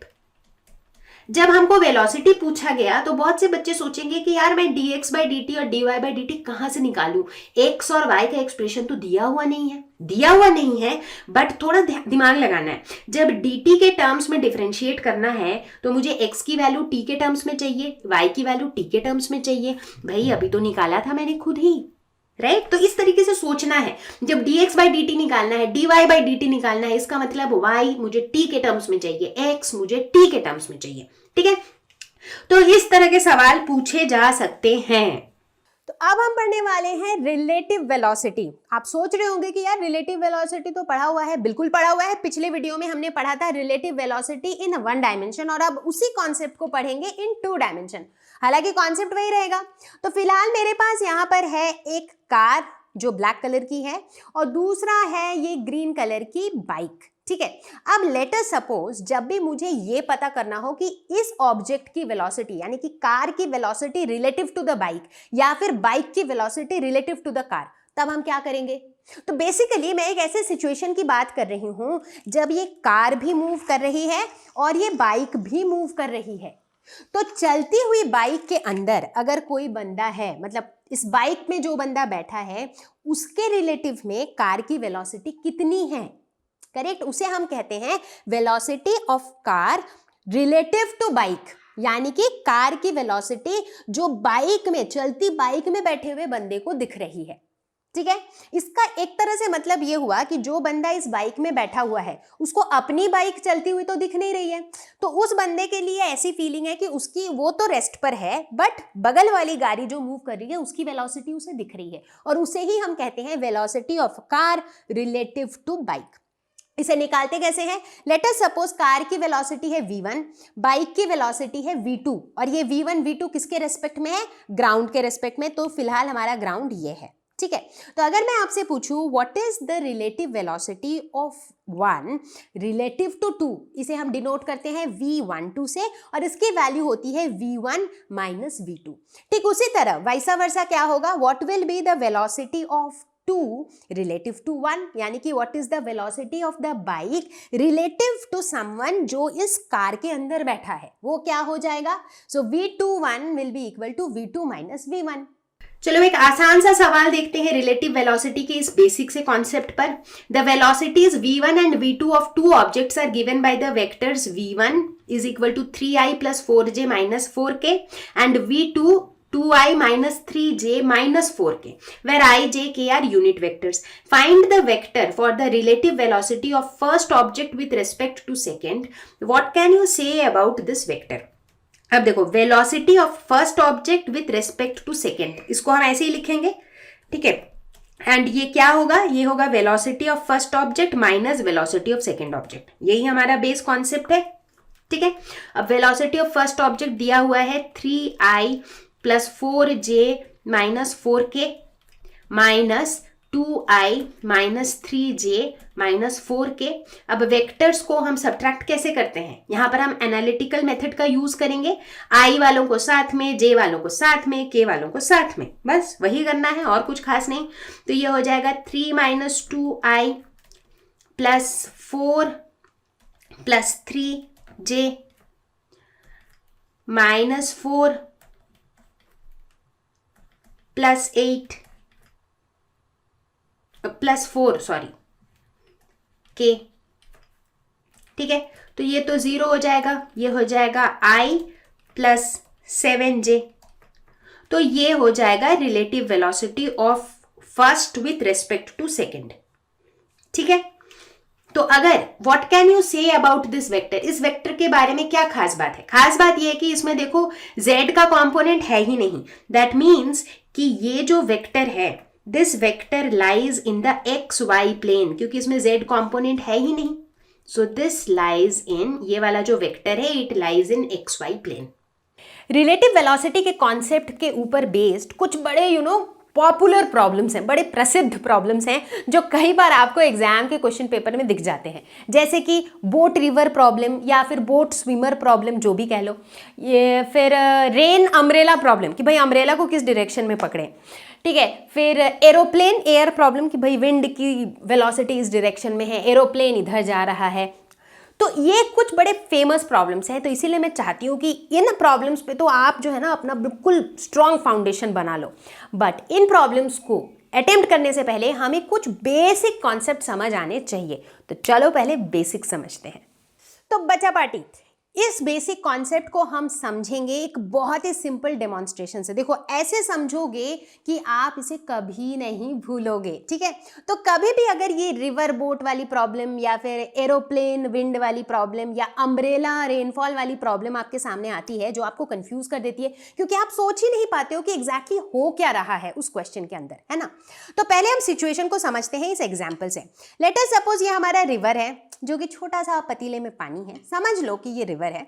बोट तो था नहीं मेरे पास, तो ये टर्टल को ले लिया मैंने, बोट के जैसा, बोट समझ लो, इसे स्विमर समझ लो, कुछ भी समझ लो, है ना, हमें तो कॉन्सेप्ट समझना है। अब देखो यहाँ पर मैं आपको 3 केसेस बताऊंगी, बहुत ध्यान से सुनना। पहला केस, एक केस ये हो सकता है कि ये जो मेरा टर्टल है ना, ये टर्टल जो है उसे इधर जाना है, ठीक है, उसे इधर जाना है, और ये जो नदी का जो पानी है ना, नदी भी इसी डायरेक्शन में बह रही है। तो क्या होगा, एक तो ये इधर जाना चाह रहा है, ये इधर जाना चाह रहा है और जो नदी का बहाव है वो भी इसी तरफ है, तो वो उसे और पुश करेगा। करेक्ट। तो लेट अस सपोज कि टर्टल की जो वेलोसिटी है दैट इज vt और जो नदी के पानी का वेलोसिटी है दैट इज vr। अब चूंकि सारे के सारे एक ही डायरेक्शन में जा रहे हैं तो रिजल्टेंट वेलोसिटी क्या हो जाएगा, vt प्लस vr। ठीक है, सिंपल था। अब हम लेते हैं दूसरा केस। ठीक है, अब नदी का पानी मेरा अभी भी इसी डायरेक्शन में बह रहा है, नदी मेरा इसी तरफ बह रहा है, लेकिन जो मेरा टर्टल है ना उसका कुछ मूड अलग है। उसे इस बार उल्टी तरफ आना है, उसे इस तरफ आना है। ठीक है, अब क्या होगा, अब जो है टर्टल को ज्यादा मेहनत करनी पड़ेगी क्योंकि नदी जो है वो उल्टे डायरेक्शन में बह रहा है, तो टर्टल बहुत मुश्किल से इधर जा पाएगा क्योंकि अगर ये मेहनत नहीं करेगा तो नदी उसको पीछे ले जाएगा, है कि नहीं, क्योंकि नदी तो इधर जा रही है। लेकिन टर्टल भी ढीठ है, उसने कहा नहीं मैं तो मेहनत करके इधर ही जाऊंगा। तो टर्टल अभी भी काफी सारा मेहनत करके और इधर ही जा रहा है, बट इस केस में जो रिजल्टेंट वेलोसिटी है वो क्या हो जाएगा, vt minus vr। vt minus vr क्यों हुआ, क्योंकि ओवरऑल टर्टल इधर मूव कर रहा है, विच मीन्स कि जो टर्टल की वेलोसिटी है वो रिवर के पानी की वेलोसिटी से ज्यादा है, तभी तो वो मूव कर पा रहा है ना। लेकिन जो रिवर का पानी है वो उल्टे डायरेक्शन में है तो वो उसे अपोज कर रहा है। तो ओवरऑल जो रिजल्टेंट वेलोसिटी यहां पर हो जाएगा वो क्या हो जाएगा, vt माइनस vr। ठीक है, ये भी सिंपल ही था, कुछ मुश्किल नहीं था। अब लेते हैं तीसरा सिनेरियो। ठीक है, अब क्या हुआ, जो मेरा नदी का पानी है वो अभी भी उसी तरफ बह रहा है, वो अभी भी इस डायरेक्शन में फ्लो कर रहा है, लेकिन मेरा टर्टल का फिर से मूड बदल गया। अब वो कह रहा है कि मुझे जो है ना ये नदी को क्रॉस करना है, मतलब इस किनारे से मुझे इस किनारे जाना है, यूं। अब तो कुछ और अलग ही केस हो गया है ना। अब मेरा vr जो है वो इस तरफ है, लेकिन टर्टल साहब को इधर जाना है, उसे यूं जाना है। तो बेसिकली मेरा जो vr वाला वेक्टर है और vt वाला वेक्टर है ये दोनों क्या है, परपेंडिकुलर है। करेक्ट। तो अब मेरा रिजल्टेंट वेलोसिटी कैसा होगा, मैथ्स की तरह मत सोचो, लॉजिकली सोचो कि मेरा टर्टल तैयार है ऐसे यूं सीधा सीधा जाने के लिए, बट नदी इस तरफ बह रही है, तो नदी जो है इस टर्टल को थोड़ा इधर धक्का मारेगी, है। तो इसीलिए क्या होगा, वैसे टर्टल का प्लान था कि यूं सीधा निकल जाएगा, बट चूंकि नदी इधर बह रही है तो नदी इसको क्या करेगी, मेरी नदी का डायरेक्शन लेट से इधर है, यूं जा रही है, तो नदी उसको थोड़ा इस साइड धक्का देगी तो टर्टल कुछ यूं पहुंचेगा। मतलब प्लान इसका था यहां से यूं स्ट्रेट जाने का, बट वो जा पाएगा कुछ यूं तिरछा। ठीक है, मतलब अगर मैं टर्टल की जगह हूं तो मैं प्लान तो की थी यूं पहुंच जाने का दूसरे किनारे, बट चूंकि नदी ऐसे ऐसे बह रही है तो मैं तो ऐसा जाना चाह रही हूं, बट समहाउ मैं पहुंचूंगी कुछ ऐसे। ठीक है, और इस केस में जो मेरा रिजल्टेंट वेलोसिटी होगा वो क्या होगा, सोच के देखो क्या हो रहा है। यहां पर यूं सीधा जाना था बट यूं जा पा रही हूं मैं। करेक्ट। तो बेसिकली मेरा एक राइट एंगल ट्रायंगल बन जा रहा है। याद है वो वेक्टर्स में पढ़ा था ना रिजल्टेंट वेलोसिटी निकालने वाला फंडा। तो यहां पर जो मेरा रिजल्टेंट वेलोसिटी होगा वो हो जाएगा √/vt² प्लस vr²। ठीक है, तो इस तरीके से हमारे पास अलग अलग सिचुएशंस होंगे, और यहां पर जो मेन कॉन्सेप्ट है वो ये है कि क्वेश्चन को समझ के आपको ये दिमाग लगाना है, वो जो डायग्राम आप बनाओगे ना उसमें आपको ये दिमाग लगाना है कि रियलिटी में हो क्या रहा है इस प्रॉब्लम के अंदर। अब इसी कॉन्सेप्ट के ऊपर बेस्ड आपको अलग अलग तरह के क्वेश्चंस मिलते हैं। ठीक है, जैसे कुछ क्वेश्चन जो है वो रिवर बोट वाले या रिवर स्विमर वाले होते हैं, जिसमें ऐसा कुछ दे दिया गया कि जो स्विमर है ना उसे एग्जैक्टली ऑपोजिट पॉइंट पे पहुंचना है। मतलब नदी यूं बह रही है, मैं स्विमर हूं, मुझे एग्जैक्टली ऑपोजिट पॉइंट पे पहुंचना है। तो उस केस में क्या होगा, अगर मुझे एग्जैक्ट ऑपोजिट पॉइंट पे पहुंचना है तो मुझे अपने जगह से थोड़ा सा एंगल बनाते हुए स्टार्ट करना पड़ेगा, राइट। क्योंकि अगर मैं ऐसे ही सीधा सीधा स्टार्ट की तो नदी ऐसे बह रही है तो मेरे को धक्का मार के वहां पहुंचा देगा, तो मैं एग्जैक्ट ऑपोजिट पॉइंट पे नहीं पहुंच पाऊंगी, राइट। तो लॉजिकली सोचना है। तो इस केस में इसका मतलब है कि अगर मुझे एग्जैक्ट ऑपोजिट पॉइंट पे पहुंचना है तो मुझे थोड़ा एंगल बना के यूं निकलना होगा, क्योंकि थोड़ा बहुत तो नदी मुझे ऐसे पुश कर देगी और फाइनली मैं ऑपोजिट पॉइंट पर पहुंच जाऊंगी, राइट। तो ये लॉजिक लगता है जब हम वो वेक्टर वाला डायग्राम बनाते हैं इस तरह के क्वेश्चंस में। एक और तरह का क्वेश्चन पूछा जाता है कि बारिश हो रही है, विंड बह रहा है, अम्ब्रेला का एंगल क्या होगा। अब मान लेते हैं फिलहाल तो बारिश हो ही रही है, तभी तो अम्ब्रेला लिया हुआ है। तो लेट अस सपोज अगर विंड ब्लो नहीं कर रही है, अगर हवा नहीं चल रही है और रेनफॉल बिल्कुल सीधे सीधे वर्टिकली डाउनवर्ड्स गिर रही है, तब तो मैं अम्ब्रेला ऐसे पकड़ूंगी तो चलेगा, राइट। लेकिन मान लो अगर रेनफॉल तो सीधे नीचे वर्टिकली डाउनवर्ड्स हो रही है, बट बड़ी तेज हवा चल रही है इस डायरेक्शन में, मतलब हवा यूं चल रही है, तो क्या होगा, रेनफॉल भी ये एंगल में स्लैंट हो जाएगा, करेक्ट। तो उस केस में मैं छतरी ऐसे पकड़ूंगी तो चलेगा क्या, नहीं चलेगा, राइट। तो उस केस में मुझे छतरी को भी स्लैंट करना होगा। और कई बार आपको इस तरह के क्वेश्चन पूछे जाते हैं कि विंड का डायरेक्शन ये है तो रेनफॉल किस डायरेक्शन में फ्लो करेगा, तो छतरी आप किस डायरेक्शन में पकड़ोगे, करेक्ट। तो अगर रेनफॉल स्लैंट वे में फॉल कर रही है तो छतरी भी मैं स्लैंट तरीके से पकड़ूंगी, राइट। तो इस कॉन्सेप्ट पे इस तरह के कई पैटर्न के क्वेश्चंस आपको पूछे जा सकते हैं। एंड ट्रस्ट मी, इन सभी क्वेश्चन में कुछ खास कैलकुलेशन होता ही नहीं है। इन सब का जो मेन चीज है वो होता है वो डायग्राम बनाना। अगर वो डायग्राम आपने ठीक से बना लिया तो समझो पूरा का पूरा क्वेश्चन सॉल्व हो गया। बट सिर्फ कॉन्सेप्ट से तो कुछ होगा नहीं, तो चलो कुछ क्वेश्चंस भी करके देखते हैं। तो चलो एक क्वेश्चन देखते हैं। Rain is falling vertically with a speed of 35 meter per second. A woman rides a bicycle with a speed of 12 meter per second east to west direction. ठीक है, सबसे पहले जब भी इस तरह के सवाल करो ना तो डायरेक्शन थोड़े क्लियर रखना। नॉर्थ है, ये साउथ है, ये ईस्ट है, ये वेस्ट है, ठीक है। अब जो ये वुमन है ये किस डायरेक्शन में चला रही है साइकिल, ये चला रही है ईस्ट टू वेस्ट डायरेक्शन में। जो रेन है वो किस डायरेक्शन में फॉल कर रहा है, ये वर्टिकली डाउनवर्ड्स, ठीक है, यानी कि इस डायरेक्शन में रेनफॉल हो रही है, ठीक है। चलो ये भी है। So what is the direction in which she should hold her umbrella. तो सबसे पहले क्या सोचेंगे, सबसे पहले हम लॉजिकली सोचेंगे, ठीक है।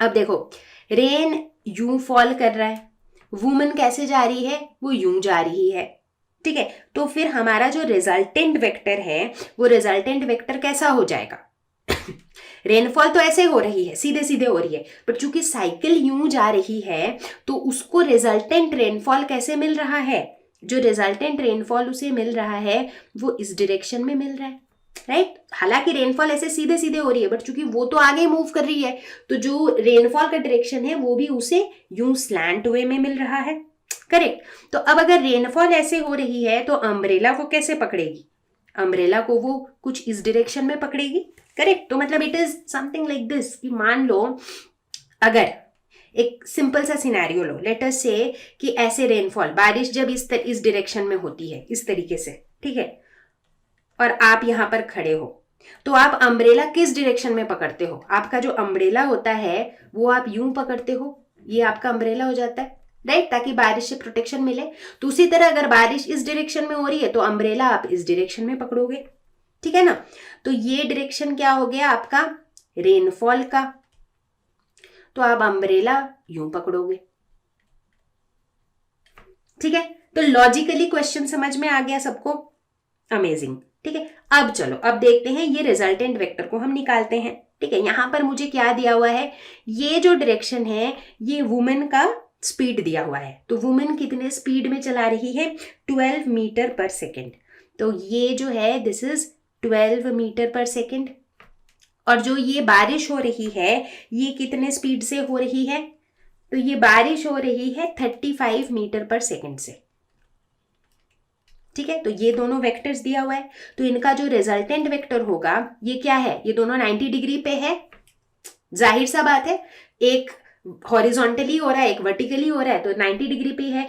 तो जो रिजल्टेंट वेक्टर होगा वो क्या होगा, root over velocity of the bicycle का square plus velocity of rain का स्क्वायर, यही हो जाएगा।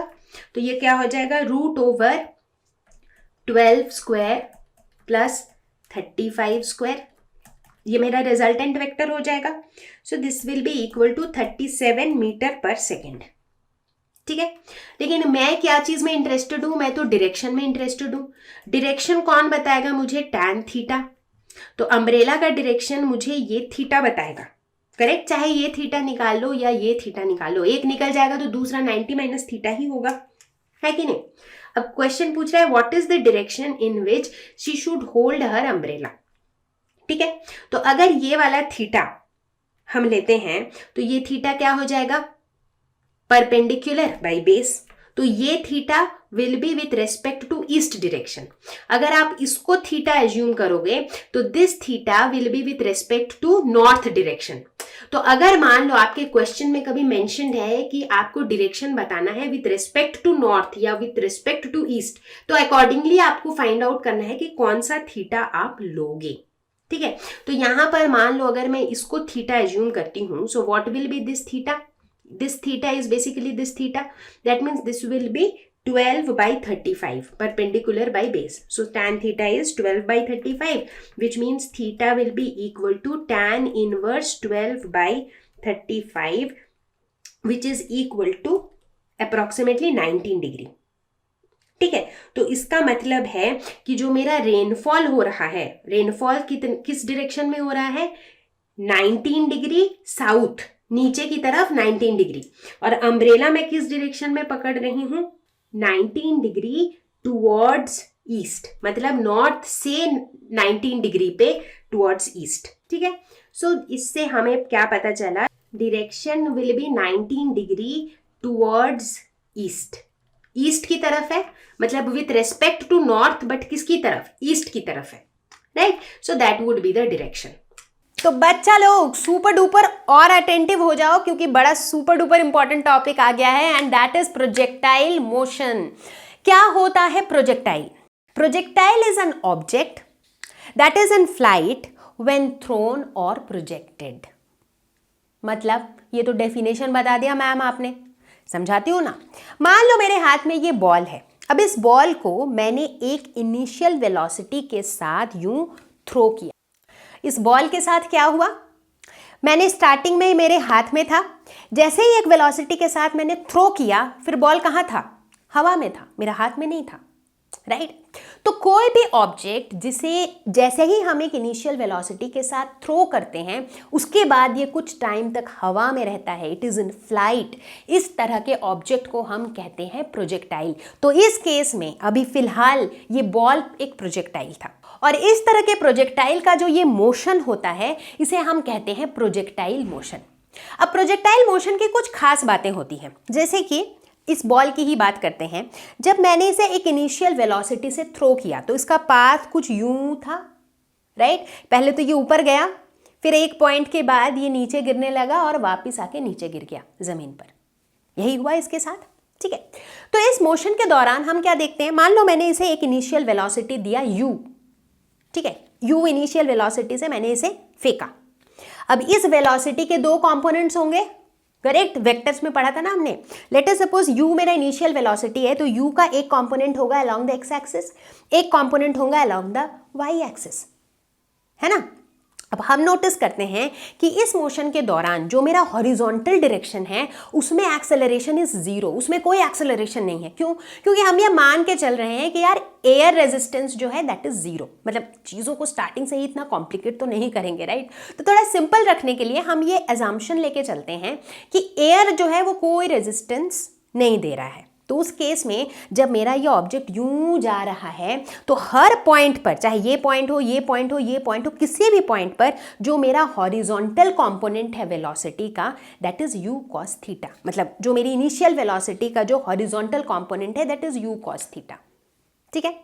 लेकिन जब मैं वर्टिकल कंपोनेंट की बात करती हूँ, क्योंकि इसमें वर्टिकल मूवमेंट भी तो है, बॉल यहाँ से थ्रो किया था बट बीच में यहाँ तक पहुँच गया था, फिर यहाँ से यहाँ पर गिर गया वापस, तो मतलब वाई एक्सिस के अबाउट भी तो इसका मोशन है और वाई एक्सिस के अबाउट एक्सेलरेशन भी है।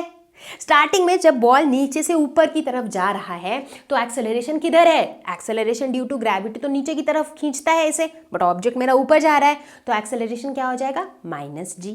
जब बॉल वापस ऊपर से नीचे की तरफ आ रहा है तब क्या हो रहा है मेरा, उस समय मेरा एक्सेलरेशन ड्यू टू ग्रेविटी इसको वापस नीचे खींच रहा है तो एक्सेलरेशन मेरा +g, करेक्ट।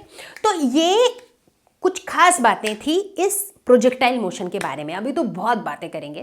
तो अब हम मैथमेटिकली देखते हैं कि एक प्रोजेक्टाइल मोशन के इक्वेशंस हम कैसे निकालते हैं, क्योंकि उन इक्वेशन से हमें काफ़ी सारी बातें पता चलती हैं इस मोशन के बारे में। तो यहाँ पर हम एज्यूम कर रहे हैं कि देयर इज अ प्रोजेक्टाइल जिसको हमने थ्रो किया है with initial velocity u, making an angle theta with the x axis, ठीक है, तो अगर यहाँ पर एज यूजुअल हम एज्यूम करेंगे कि एयर रेजिस्टेंस 0 है, ठीक है, तो अगर एक्सेलरेशन की बात करें तो एक्सेलरेशन हॉरिजॉन्टल डायरेक्शन में क्या है, 0 है, तो acceleration A x i plus a Y जे इस फॉर्मेट में होता है।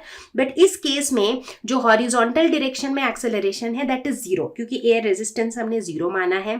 और वाई डायरेक्शन में जो एक्सेलरेशन होगा वो क्या होगा, क्योंकि हमने ऊपर की तरफ थ्रो किया है, so acceleration will be -g। ठीक है, यहां तक सबको क्लियर है? बहुत बढ़िया। अब अगर हम इस इनिशियल वेलोसिटी u के कंपोनेंट्स की बात करें तो इसका हॉरिजॉन्टल कंपोनेंट क्या हो जाएगा, u cos थीटा। ठीक उसी तरीके से अगर इसके वर्टिकल कंपोनेंट की बात करें तो ये क्या हो जाएगा, ये हो जाएगा u sin थीटा। ये भी हमने कर रखा है, राइट, कैसे हम रिजॉल्व करते हैं इनटू कंपोनेंट्स, ये भी क्लियर है। चलो ये भी सही है। अब हम बात करते हैं इसके इनिशियल पोजीशन की। इस पार्टिकल का इनिशियल पोजीशन क्या है, ओरिजिन यानी कि 0 0, ये इसका इनिशियल पोजीशन है। ठीक है, अब बात करते हैं position of this particle at any point P। कोई भी रैंडम सा पॉइंट, ये जो इसका पाथ है ना, इसमें कोई भी एक रैंडम पॉइंट P पे इसका पोजीशन क्या होगा, एनी रैंडम पॉइंट P पे इसका कोऑर्डिनेट होगा x एंड y। ठीक है, तो ये जो x होगा what will be this x, initial position x0 plus जितना इसने डिस्प्लेसमेंट किया यानी कि ut plus half at square, ये हो जाएगा अलोंग द एक्स एक्सिस। तो अलोंग द एक्स एक्सिस अगर मैं सारी वैल्यूज डालूं जो भी मुझे पता है तो ये क्या होगा, x is equal to x0 तो 0 है, ux की वैल्यू क्या है, u cos थीटा, u का x के अलोंग कितना है, u cos थीटा है, तो ये हो जाएगा u cos theta into t। ax की वैल्यू 0 है तो ये वाला टर्म फिर से 0 हो जाएगा, ये भी 0 है। तो x एक्सिस के अबाउट इसका पोजीशन जो है वो ये इक्वेशन देगा। इसी तरीके से अगर इसके y कंपोनेंट को देखें पोजीशन का तो वो क्या हो जाएगा, y0 plus u y t plus half a y t square. देखो मैं वही इक्वेशन ऑफ मोशन यूज कर रही हूं, तो यहां पर y0 0 हो जाएगा। ठीक है, u y की वैल्यू क्या है, u sin थीटा, तो ये हो जाएगा u sin theta t। a y की वैल्यू है -g, तो ये हो जाएगा minus half g t square. तो ये जो है एक्सप्रेशन ये मुझे y कोऑर्डिनेट देगा। ठीक है, तो बेसिकली ये जो दो एक्सप्रेशन है, ये दो एक्सप्रेशन टुगेदर जो है ये मुझे कोई भी प्रोजेक्टाइल का जो मोशन है ना, उसका जो इक्वेशन ऑफ मोशन है वो मुझे ये दो एक्सप्रेशन देगा, क्योंकि ये एक्स और वाई हमें बताएगा ये प्रोजेक्टाइल जो है किसी भी पॉइंट ऑफ टाइम पर कहाँ कहाँ रह सकता है। ठीक है, तो ये तो हो गया कंपोनेंट्स ऑफ इसका पोजीशन। अब इसी तरीके से हम इसके कंपोनेंट्स ऑफ वेलोसिटी निकाल सकते हैं, क्योंकि एक बार पोजीशन निकल गया तो उसके बाद वेलोसिटी निकालने में क्या है, कुछ भी नहीं है। तो वेलोसिटी के भी दो कंपोनेंट्स होंगे, vx एंड vy। vx क्या हो जाएगा, dx by dt, vy क्या हो जाएगा, dy by dt। सिंपल। अब dx by dt मतलब d by dt of u cos theta. ठीक है, तो ये क्या हो जाएगा, this will B u cos theta.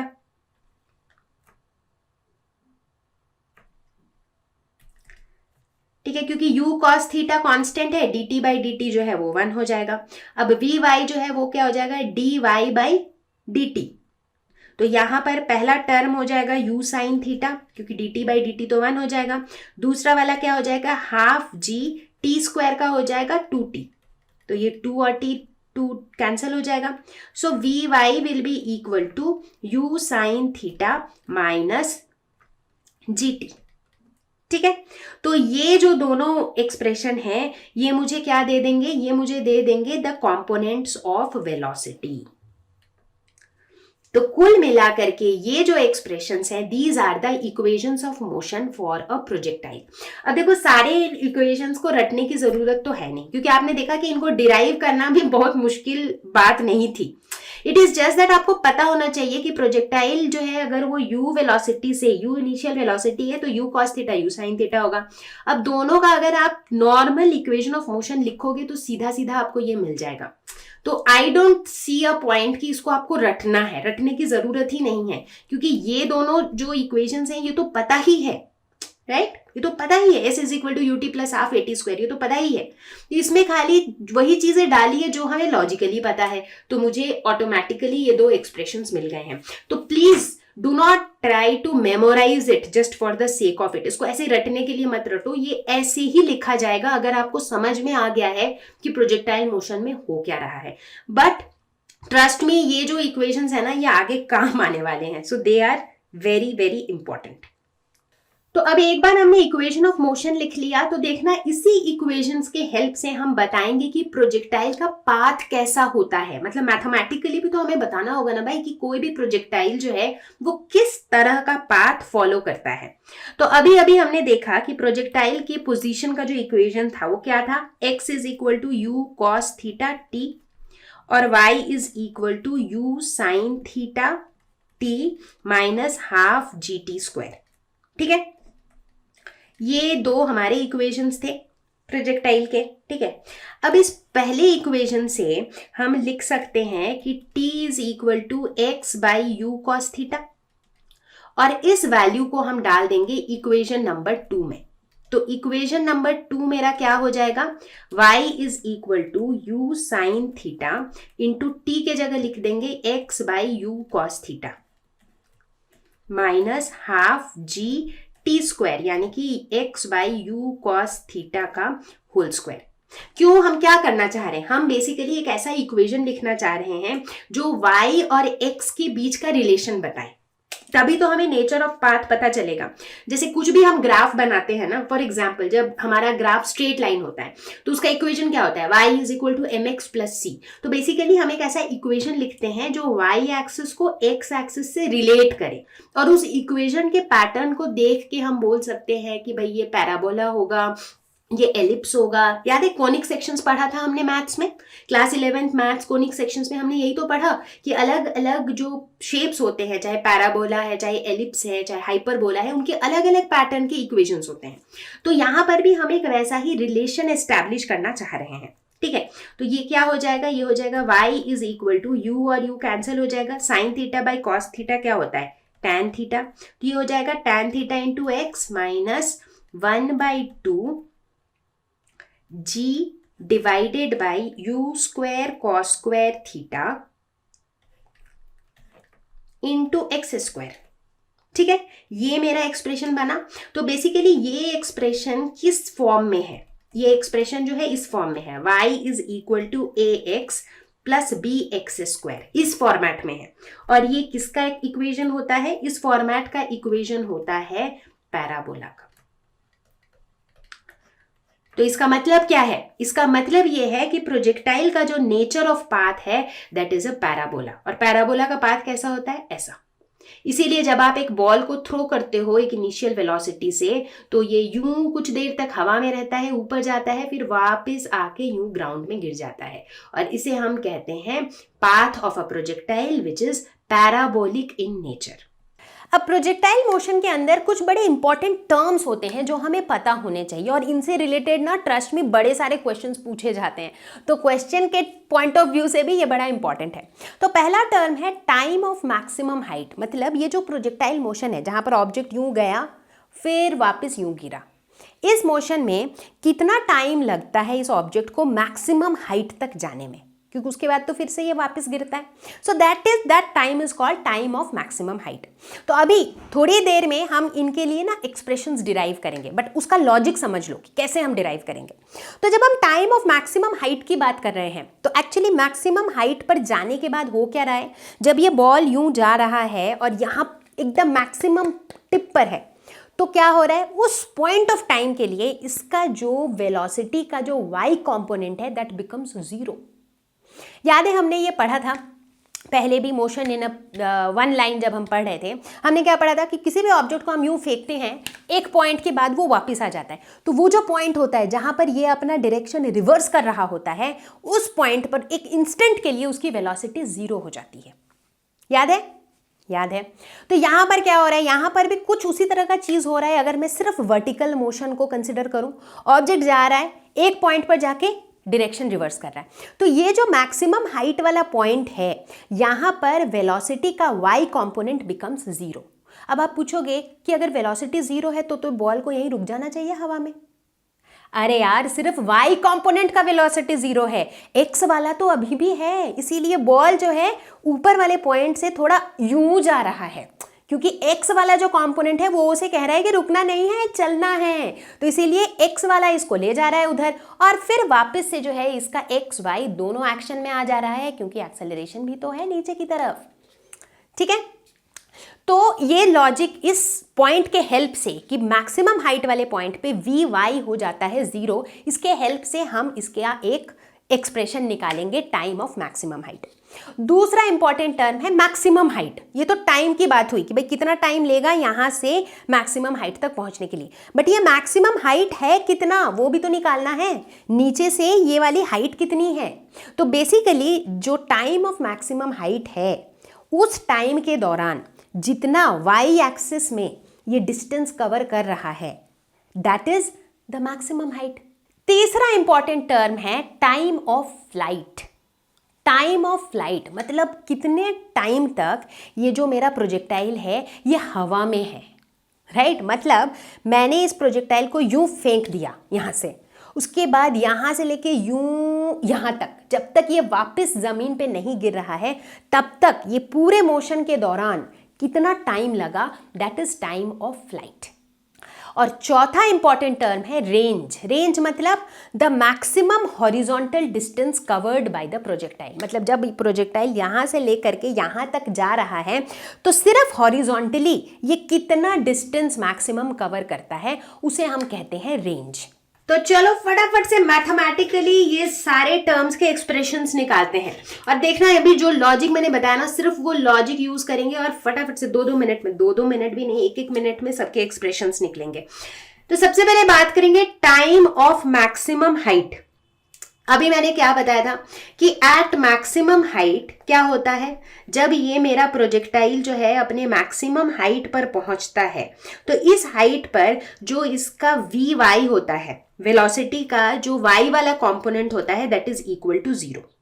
ठीक है, तो इसका मतलब है कि जो मेरा वेलोसिटी का वाई वाला कंपोनेंट था, जब हमने इक्वेशन ऑफ मोशन निकाला था तो वेलोसिटी का वाई वाला कंपोनेंट क्या था, u sin theta minus G T, यही था। अगर उस एक्सप्रेशन में वापस जाके देखो तो यही निकला था मेरा। So this is equal to 0 at maximum height.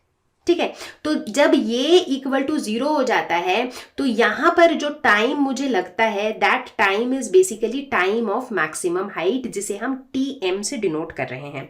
तो यहां से सॉल्व कर लो और टीएम निकल जाएगा। So what will be t m, this will be equal to u sine theta divided by g. हो गया, this is the time of maximum height. अब देखो इनको डिराइव करना तो बड़ा ही आसान है, अगर आपको इक्वेशन ऑफ मोशन हैंडी याद है तो आप आराम से डिराइव कर लोगे, but what I would suggest is कि ये जो एक्सप्रेशंस है ना इनको आप याद रख लो। क्यों? क्योंकि कॉम्पिटिटिव एग्जाम में जब क्वेश्चंस रहते हैं ना तो आपके पास टाइम का भी थोड़ा शॉर्टेज होता है, तो you want to answer them fast. तो अगर ये फॉर्मूला आपको हैंडी याद रहेंगे तो आप फटाफट से क्वेश्चंस अटेम्प्ट कर सकते हो। अब इसी तरीके से बात करते हैं मैक्सिमम हाइट की। ये तो टाइम ऑफ मैक्सिमम हाइट हो गया, ठीक है। तो अगर हम मैक्सिमम हाइट की बात करें तो मैक्सिमम हाइट क्या होगा, अभी अभी हमने क्या देखा, हमने देखा कि जब at t is equal to TM, जब t की वैल्यू टीएम होती है तो हमारा जो हाइट रीच होता है दैट इज मैक्सिमम, है ना। ये टाइम ऑफ मैक्सिमम हाइट का मतलब ही तो वही है ना, जब वो एकदम पीक पॉइंट पर होता है। अभी हम क्या निकालना चाह रहे हैं, ये मैक्सिमम हाइट निकालना चाह रहे हैं, राइट। तो हाइट रीच्ड इज मैक्सिमम, यानी कि जब t की वैल्यू tm है उस टाइम पर जो y की वैल्यू होगी दैट इज मैक्सिमम हाइट, क्योंकि ये क्या है, ये y की ही तो वैल्यू है ना। तो अब वापस इक्वेशन ऑफ प्रोजेक्टाइल में चले जाओ, वहां पर y का इक्वेशन क्या था, u sine theta t minus half g t square, यही था। अब हम कह रहे हैं कि जब t की वैल्यू tm हो जाती है तब जो y की वैल्यू होती है वही मेरा मैक्सिमम हाइट है, ठीक है। चलो बढ़िया है, अब tm का वैल्यू डाल दो। अभी अभी tm की वैल्यू हमने निकाली थी, तो ये हो जाएगा u sine theta into u sine theta by g minus half g tm square, यानी कि u sine theta divided by g का होल स्क्वायर। तो ये हो जाएगा u स्क्वायर साइन, तो ये हो जाएगा u square sine square theta divided by 2g। तो ये क्या हो जाएगा, ये हो जाएगा मैक्सिमम हाइट।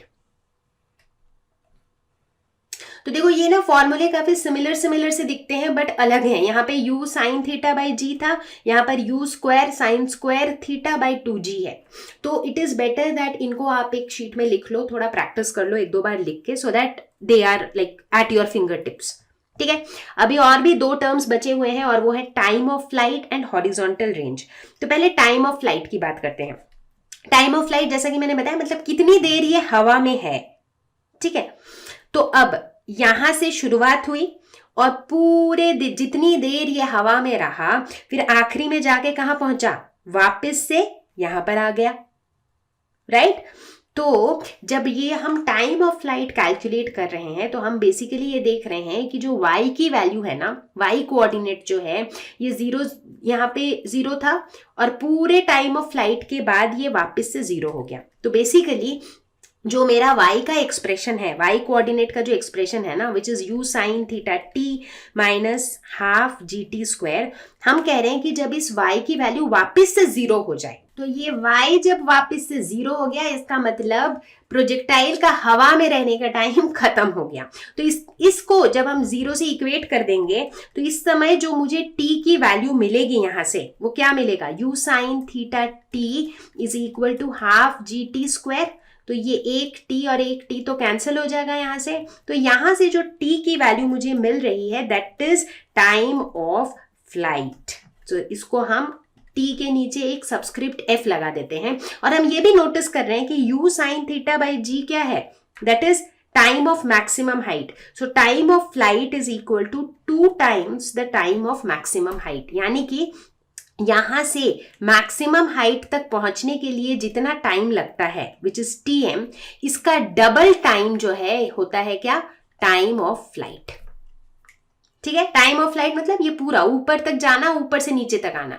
तो नीचे से मैक्सिमम हाइट तक जाने में अगर लगा tm तो tm प्लस वापस tm, तो that is 2 times tm is tf। अब हमारा चौथा term which is horizontal range, मतलब कि कितना हॉरिजॉन्टल मैक्सिमम डिस्टेंस हमने कवर किया। ठीक है, तो ये वही डिस्टेंस है जो हम कवर करेंगे कितने टाइम में, tf टाइम में, मतलब टाइम ऑफ फ्लाइट, जितनी देर ये हवा में है उतने देर में। y तो मेरा जीरो से वापस जीरो हो गया, लेकिन जो x है वो मेरा कितना हुआ, राइट। तो यहां पर हम फोकस करेंगे x कॉम्पोनेंट पे। तो जो मेरा रेंज होगा वो क्या होगा, x is equal to u cos theta into t। t यहाँ पे क्या हो जाएगा, टाइम ऑफ फ्लाइट। ठीक है, तो ये हो जाएगा u cos theta into time of flight, अभी निकाला था हमने 2u sign theta by g। अब देखो 2 साइन थीटा कॉस थीटा क्या हो जाता है, साइन 2 थीटा, तो इसको हम लिख सकते हैं u square sine 2 theta by g। तो ये हो जाएगा मेरा रेंज। ठीक है, तो अब इस एक्सप्रेशन को देखते हुए हम ये कह सकते हैं कि रेंज जो है मैक्सिमम कब होती है, जब साइन 2 थीटा की वैल्यू 1 होती है, क्योंकि साइन 2 थीटा का मैक्सिमम वैल्यू 1 ही हो सकता है। और इसका मतलब है कि 2 थीटा उस समय 90 डिग्री होगा, इसका मतलब है थीटा उस टाइम पर 45 डिग्री होगा। कई बार ना मैक्सिमम रेंज से रिलेटेड क्वेश्चंस पूछे जाते हैं कि रेंज कब मैक्सिमम होगा। रेंज तब मैक्सिमम होगा जब हम प्रोजेक्टाइल को theta is equal to 45 degree से प्रोजेक्ट करेंगे, उस समय हमें सबसे ज्यादा रेंज मिलेगा। फटाफट से एक सिंपल सा क्वेश्चन देख लेते हैं प्रोजेक्टाइल के कॉन्सेप्ट पर। A cricketer can throw a ball to a maximum horizontal distance of 100 metres. Maximum horizontal distance यानी कि ये क्या है, ये है range. How much high above the ground can the cricketer throw the ball, यानी कि वो कितने हाइट तक ये बॉल है, इस बॉल को जो है वो हॉरिजॉन्टल मैक्सिमम डिस्टेंस कितना थ्रो कर सकता है, 100 मीटर।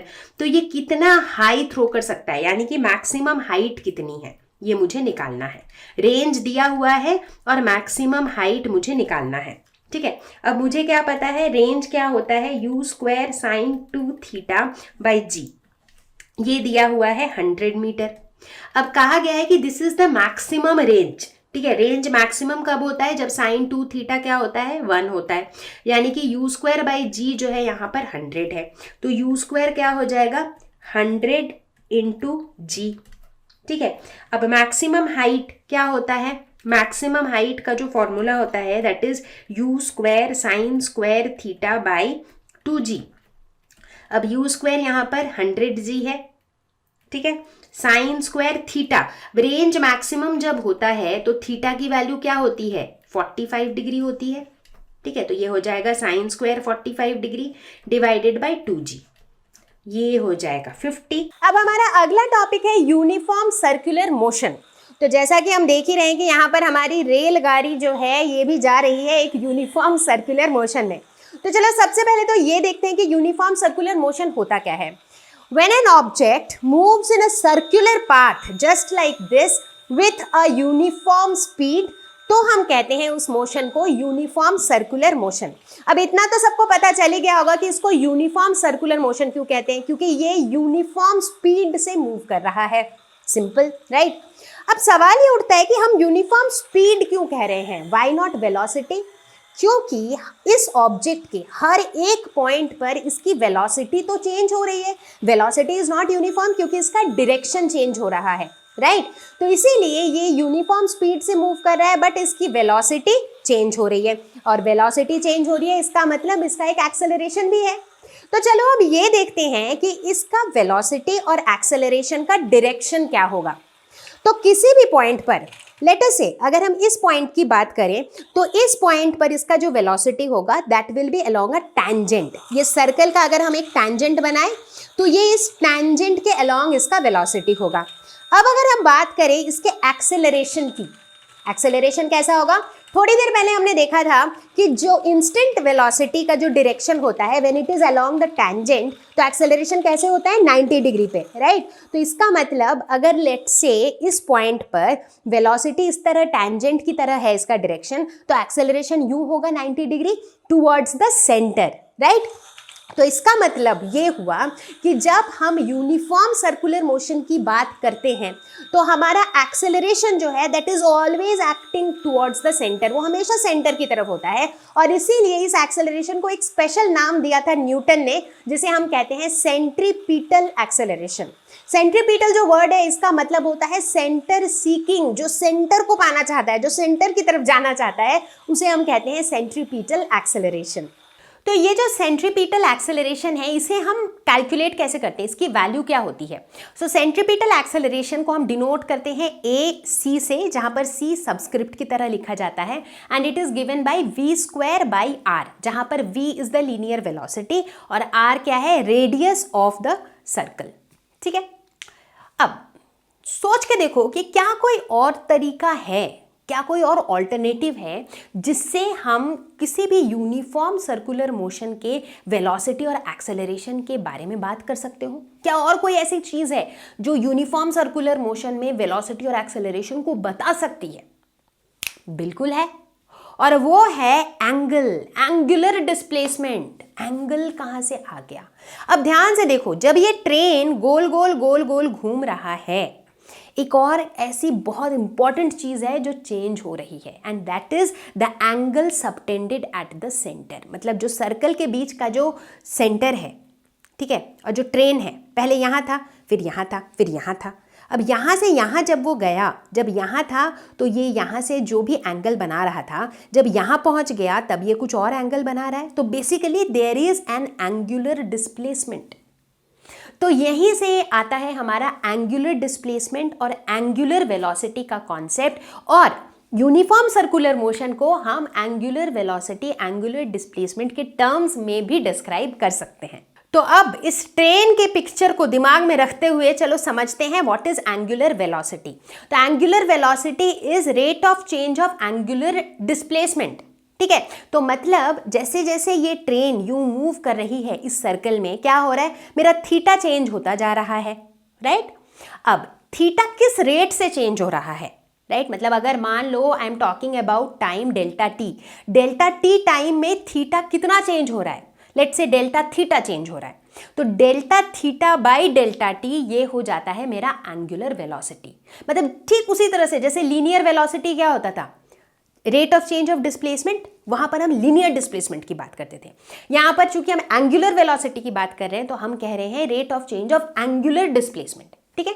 तो एंगुलर वेलोसिटी को हम डिनोट करते हैं ओमेगा से। तो इसके एक्सप्रेशंस, इसको मैथमेटिकली देखने के लिए चलो मैथमेटिकली करके देखते हैं। ओके, तो एंगुलर वेलोसिटी के डेफिनेशन के हिसाब से हम इसे क्या लिख सकते हैं, omega is equal to change in angular displacement, that means delta theta by delta t. यानी कि ये जो मेरा एंगल है, ये जैसे जैसे जैसे जैसे सर्कुलर मोशन में ये एंगल मेरा चेंज होता जा रहा है with time, so there comes angular speed और एंगुलर वेलोसिटी। तो ये डेल्टा थीटा यहां पर क्या है, दिस इज एंगुलर डिस्प्लेसमेंट। तो यहां पर अब हम देखेंगे कि किस तरह से v यानी कि जो मेरा लीनियर वेलोसिटी है और ओमेगा जो मेरा एंगुलर वेलोसिटी है, ये दोनों किस तरह से लिंक्ड है। ठीक है, हमें क्या पता है कि जो लीनियर वेलोसिटी होता है that is change in displacement per unit time. ठीक है, अब अगर हम इस डायग्राम को देखें तो लेट अस से दिस इज डेल्टा थीटा। तो जब मेरा एंगुलर डिस्प्लेसमेंट डेल्टा थीटा हो रहा है तब मेरा लीनियर डिस्प्लेसमेंट कितना हो रहा है, लीनियर डिस्प्लेसमेंट P1 से P2 चेंज हो रहा है, राइट। सो ये आर्क लेंथ जो है दैट इज लीनियर डिस्प्लेसमेंट, है ना। तो अब इस डायग्राम को देखते हुए हम क्या लिख सकते हैं, we can say that delta s यानी कि this arc length is equal to, let us suppose ये इसका रेडियस है तो आर डेल्टा थीटा। ठीक है, that we can say from the diagram. तो अब डेल्टा एस की जगह हम क्या लिख सकते हैं, r delta theta by delta t. अब delta theta by delta t क्या होता है, ओमेगा। तो हम लिख सकते हैं कि linear velocity v is equal to r omega. तो ये लीनियर वेलोसिटी और एंगुलर वेलोसिटी के बीच का रिलेशनशिप है। ठीक इसी तरीके से हम एक्सेलरेशन के लिए भी एक्सप्रेशन निकाल सकते हैं। सेंट्रीपिटल एक्सेलरेशन क्या होता है, v स्क्वायर बाई आर। तो इसे अगर मुझे एंगुलर वेलोसिटी के टर्म्स में लिखना हो तो हम क्या लिखेंगे, v की जगह हम लिख सकते हैं आर ओमेगा। तो ये हो जाएगा r square omega square by r. तो यहाँ पर ये कैंसिल हो जाएगा, तो ये हो जाएगा ओमेगा स्क्वायर आर। तो यानी कि centripetal acceleration is equal to omega square r. तो ये कुछ इंपॉर्टेंट रिलेशंस हैं जो हमें काम आने वाले हैं जब हम न्यूमेरिकल सॉल्व करेंगे। तो चलो देखिए कैसे काम आएंगे। तो बच्चा पार्टी चलो देखते हैं इस वीडियो का आखिरी क्वेश्चन और यूनिफॉर्म सर्कुलर मोशन का बड़ा ही कॉन्सेप्चुअल और मजेदार क्वेश्चन। ठीक है, पहले क्वेश्चन को समझेंगे, वो सबसे ज्यादा जरूरी है। तो क्वेश्चन कह रहा है a body of mass 0.4 kg tied to a string 1.2 metre long and then whirled round horizontally making 120 revolutions per minute। मतलब हो क्या रहा है, ये मेरा बॉडी है जिसको मैंने एक स्ट्रिंग से इस तरह से अटैच कर दिया और स्ट्रिंग का लेंथ मुझे दिया हुआ है। ठीक है, और उसके बाद हम कर क्या रहे हैं, उसे ना यूं हॉरिजॉन्टली ऐसे घुमा रहे हैं। ठीक है, तो जब हम इसे घुमा रहे हैं यूं तो क्या बन रहा है, मेरा एक सर्कल बन रहा है, यूनिफॉर्म सर्कुलर मोशन। ठीक है, तो जो स्ट्रिंग का लेंथ मुझे दिया हुआ है वो बेसिकली क्या है, that is the radius of this circle. ठीक है, तो मतलब मुझे सर्कल का रेडियस दिया हुआ है। ठीक है, जहां पे मैंने स्ट्रिंग को पकड़ा हुआ है दैट इज द सेंटर। ठीक है, अब एक रेवोल्यूशन मतलब कितना, एक revolution is basically circumference of the circle, है ना। एक बार घुमाया तो सर्कल का जो सर्कमफरेंस है that is 2 pi r is 1 revolution. ठीक है, बस इतनी ही चीज मुझे आपको समझानी थी। अब बाकी तो देखो, बाकी हम क्वेश्चन सॉल्व करेंगे तो अपने आप समझ में आएगा। ठीक है, तो ये सिचुएशन आपको समझ आ गया। अब क्वेश्चन में पूछा क्या गया है, क्वेश्चन पूछ रहा है कि find the angular velocity, linear velocity, normal acceleration. सब निकाल लेंगे यार, फॉर्मूले से, बहुत आसान है। चलो निकालते हैं। तो क्वेश्चन तो हमें समझ में आ गया, ये मेरा बॉडी है और ये स्ट्रिंग है और ये यूं घूम रहा है। ठीक है, तो मेरा रेडियस कितना है, रेडियस है 1.2 मीटर जो कि स्ट्रिंग का लेंथ है। ठीक है, तो देखो पहले पार्ट में क्वेश्चन पूछ रहा है what is the angular velocity यानी कि ओमेगा। तो एंगुलर वेलोसिटी कितना हो जाएगा, angular displacement per unit time. ठीक है, अब यहां पर कितने हम रोटेशंस लगा रहे हैं, तो बेसिकली यहां पर हम लगा रहे हैं 120 रेवोल्यूशंस पर मिनट, राइट। तो यानी कि 120 रेवोल्यूशन इन 1 मिनट। अब 1 रेवोल्यूशन में हम कितना एंगल कवर कर रहे हैं, 1 रेवोल्यूशन में 2 पाई, राइट। 1 कंप्लीट एंगल इज 2 पाई। तो यहाँ 120 रेवोल्यूशन हो रहे हैं तो 120 इंटू 2 पाई, ये मेरा टोटल एंगुलर डिस्प्लेसमेंट हो जाएगा। और टाइम कितना है, 1 मिनट विच इज 60 सेकेंड्स। तो ये हो जाएगा 4 पाई रेडियन पर सेकेंड। अब देखते हैं बी, पूछ रहा है लीनियर वेलोसिटी यानी कि वी क्या होता है, आर ओमेगा, आर मतलब रेडियस यहाँ पर है 1.2 मीटर, इसके साथ मल्टीप्लाई कर देंगे ओमेगा विच इज 4 पाई, यानी कि ये हो गया 4.8 पाई मीटर पर सेकेंड। अब देखते हैं तीसरा पार्ट जो पूछ रहा है नॉर्मल एक्सेलरेशन। तो इस केस में जब भी हम सर्कुलर मोशन की बात कर रहे हैं तो acceleration is basically centripetal acceleration that is v square by r. तो ये क्या हो जाएगा, वी स्क्वायर बाई आर या फिर ओमेगा स्क्वायर आर, कुछ भी लिख लो। अब ओमेगा दिया हुआ है 4 पाई, तो 4 पाई स्क्वायर इंटू आर है 1.2, तो ये आ जाएगा 189.5 मीटर पर सेकेंड स्क्वायर। तो इस तरीके से ये जो छोटे छोटे रिलेशंस हैं इनके ऊपर बेस्ड क्वेश्चंस पूछे जा सकते हैं। तो बच्चा पार्टी यही खत्म होता है हमारा मोशन इन अ प्लेन, और मुझे उम्मीद है कि इस पूरे वीडियो को देखने के बाद आपके कॉन्सेप्ट्स हुए होंगे क्रिस्टल क्लियर, और अगर हुआ है तो कमेंट्स पे लिखो कॉन्सेप्ट हुआ क्रिस्टल क्लियर। और अब आपको क्या करना है, अब आपको ढेर सारे क्वेश्चंस प्रैक्टिस करने हैं, और मुझे क्या करना है, मुझे अगला वीडियो जल्दी से जल्दी लाना है जिसके अंदर हम करेंगे मोशन इन अ प्लेन के बड़े ही खतरनाक वाले, मस्त वाले, इंटरेस्टिंग वाले न्यूमेरिकल्स। मैं ये नोटिस कर रही हूँ कि आप सभी लोग जो है वन शॉट वीडियो तो देख रहे हो, लेकिन जो न्यूमेरिकल वाला वीडियो है उसको कर दे रहे हो इग्नोर, जो कि सही नहीं है, क्योंकि फिजिक्स में अधिकतर टाइम आप अटक जाते हो न्यूमेरिकल्स में। और ये जो न्यूमेरिकल्स वाले वीडियोस मैं बना रही हूँ उसके अंदर मैं काफ़ी चुन चुन के अच्छे न्यूमेरिकल्स ला रही हूँ, उससे आपको न्यूमेरिकल को सॉल्व करने का अप्रोच समझ में आएगा। ठीक है, तो डन डील कि इसके बाद आएगा न्यूमेरिकल्स का वीडियो, और सभी बच्चे मेरे न्यूमेरिकल्स का पूरा वीडियो देखेंगे और फिर खुद से न्यूमेरिकल सॉल्व करने की कोशिश करेंगे। ठीक है, तो सब मजे में रहो, मस्त रहो, stay home, stay safe, take care, bye bye.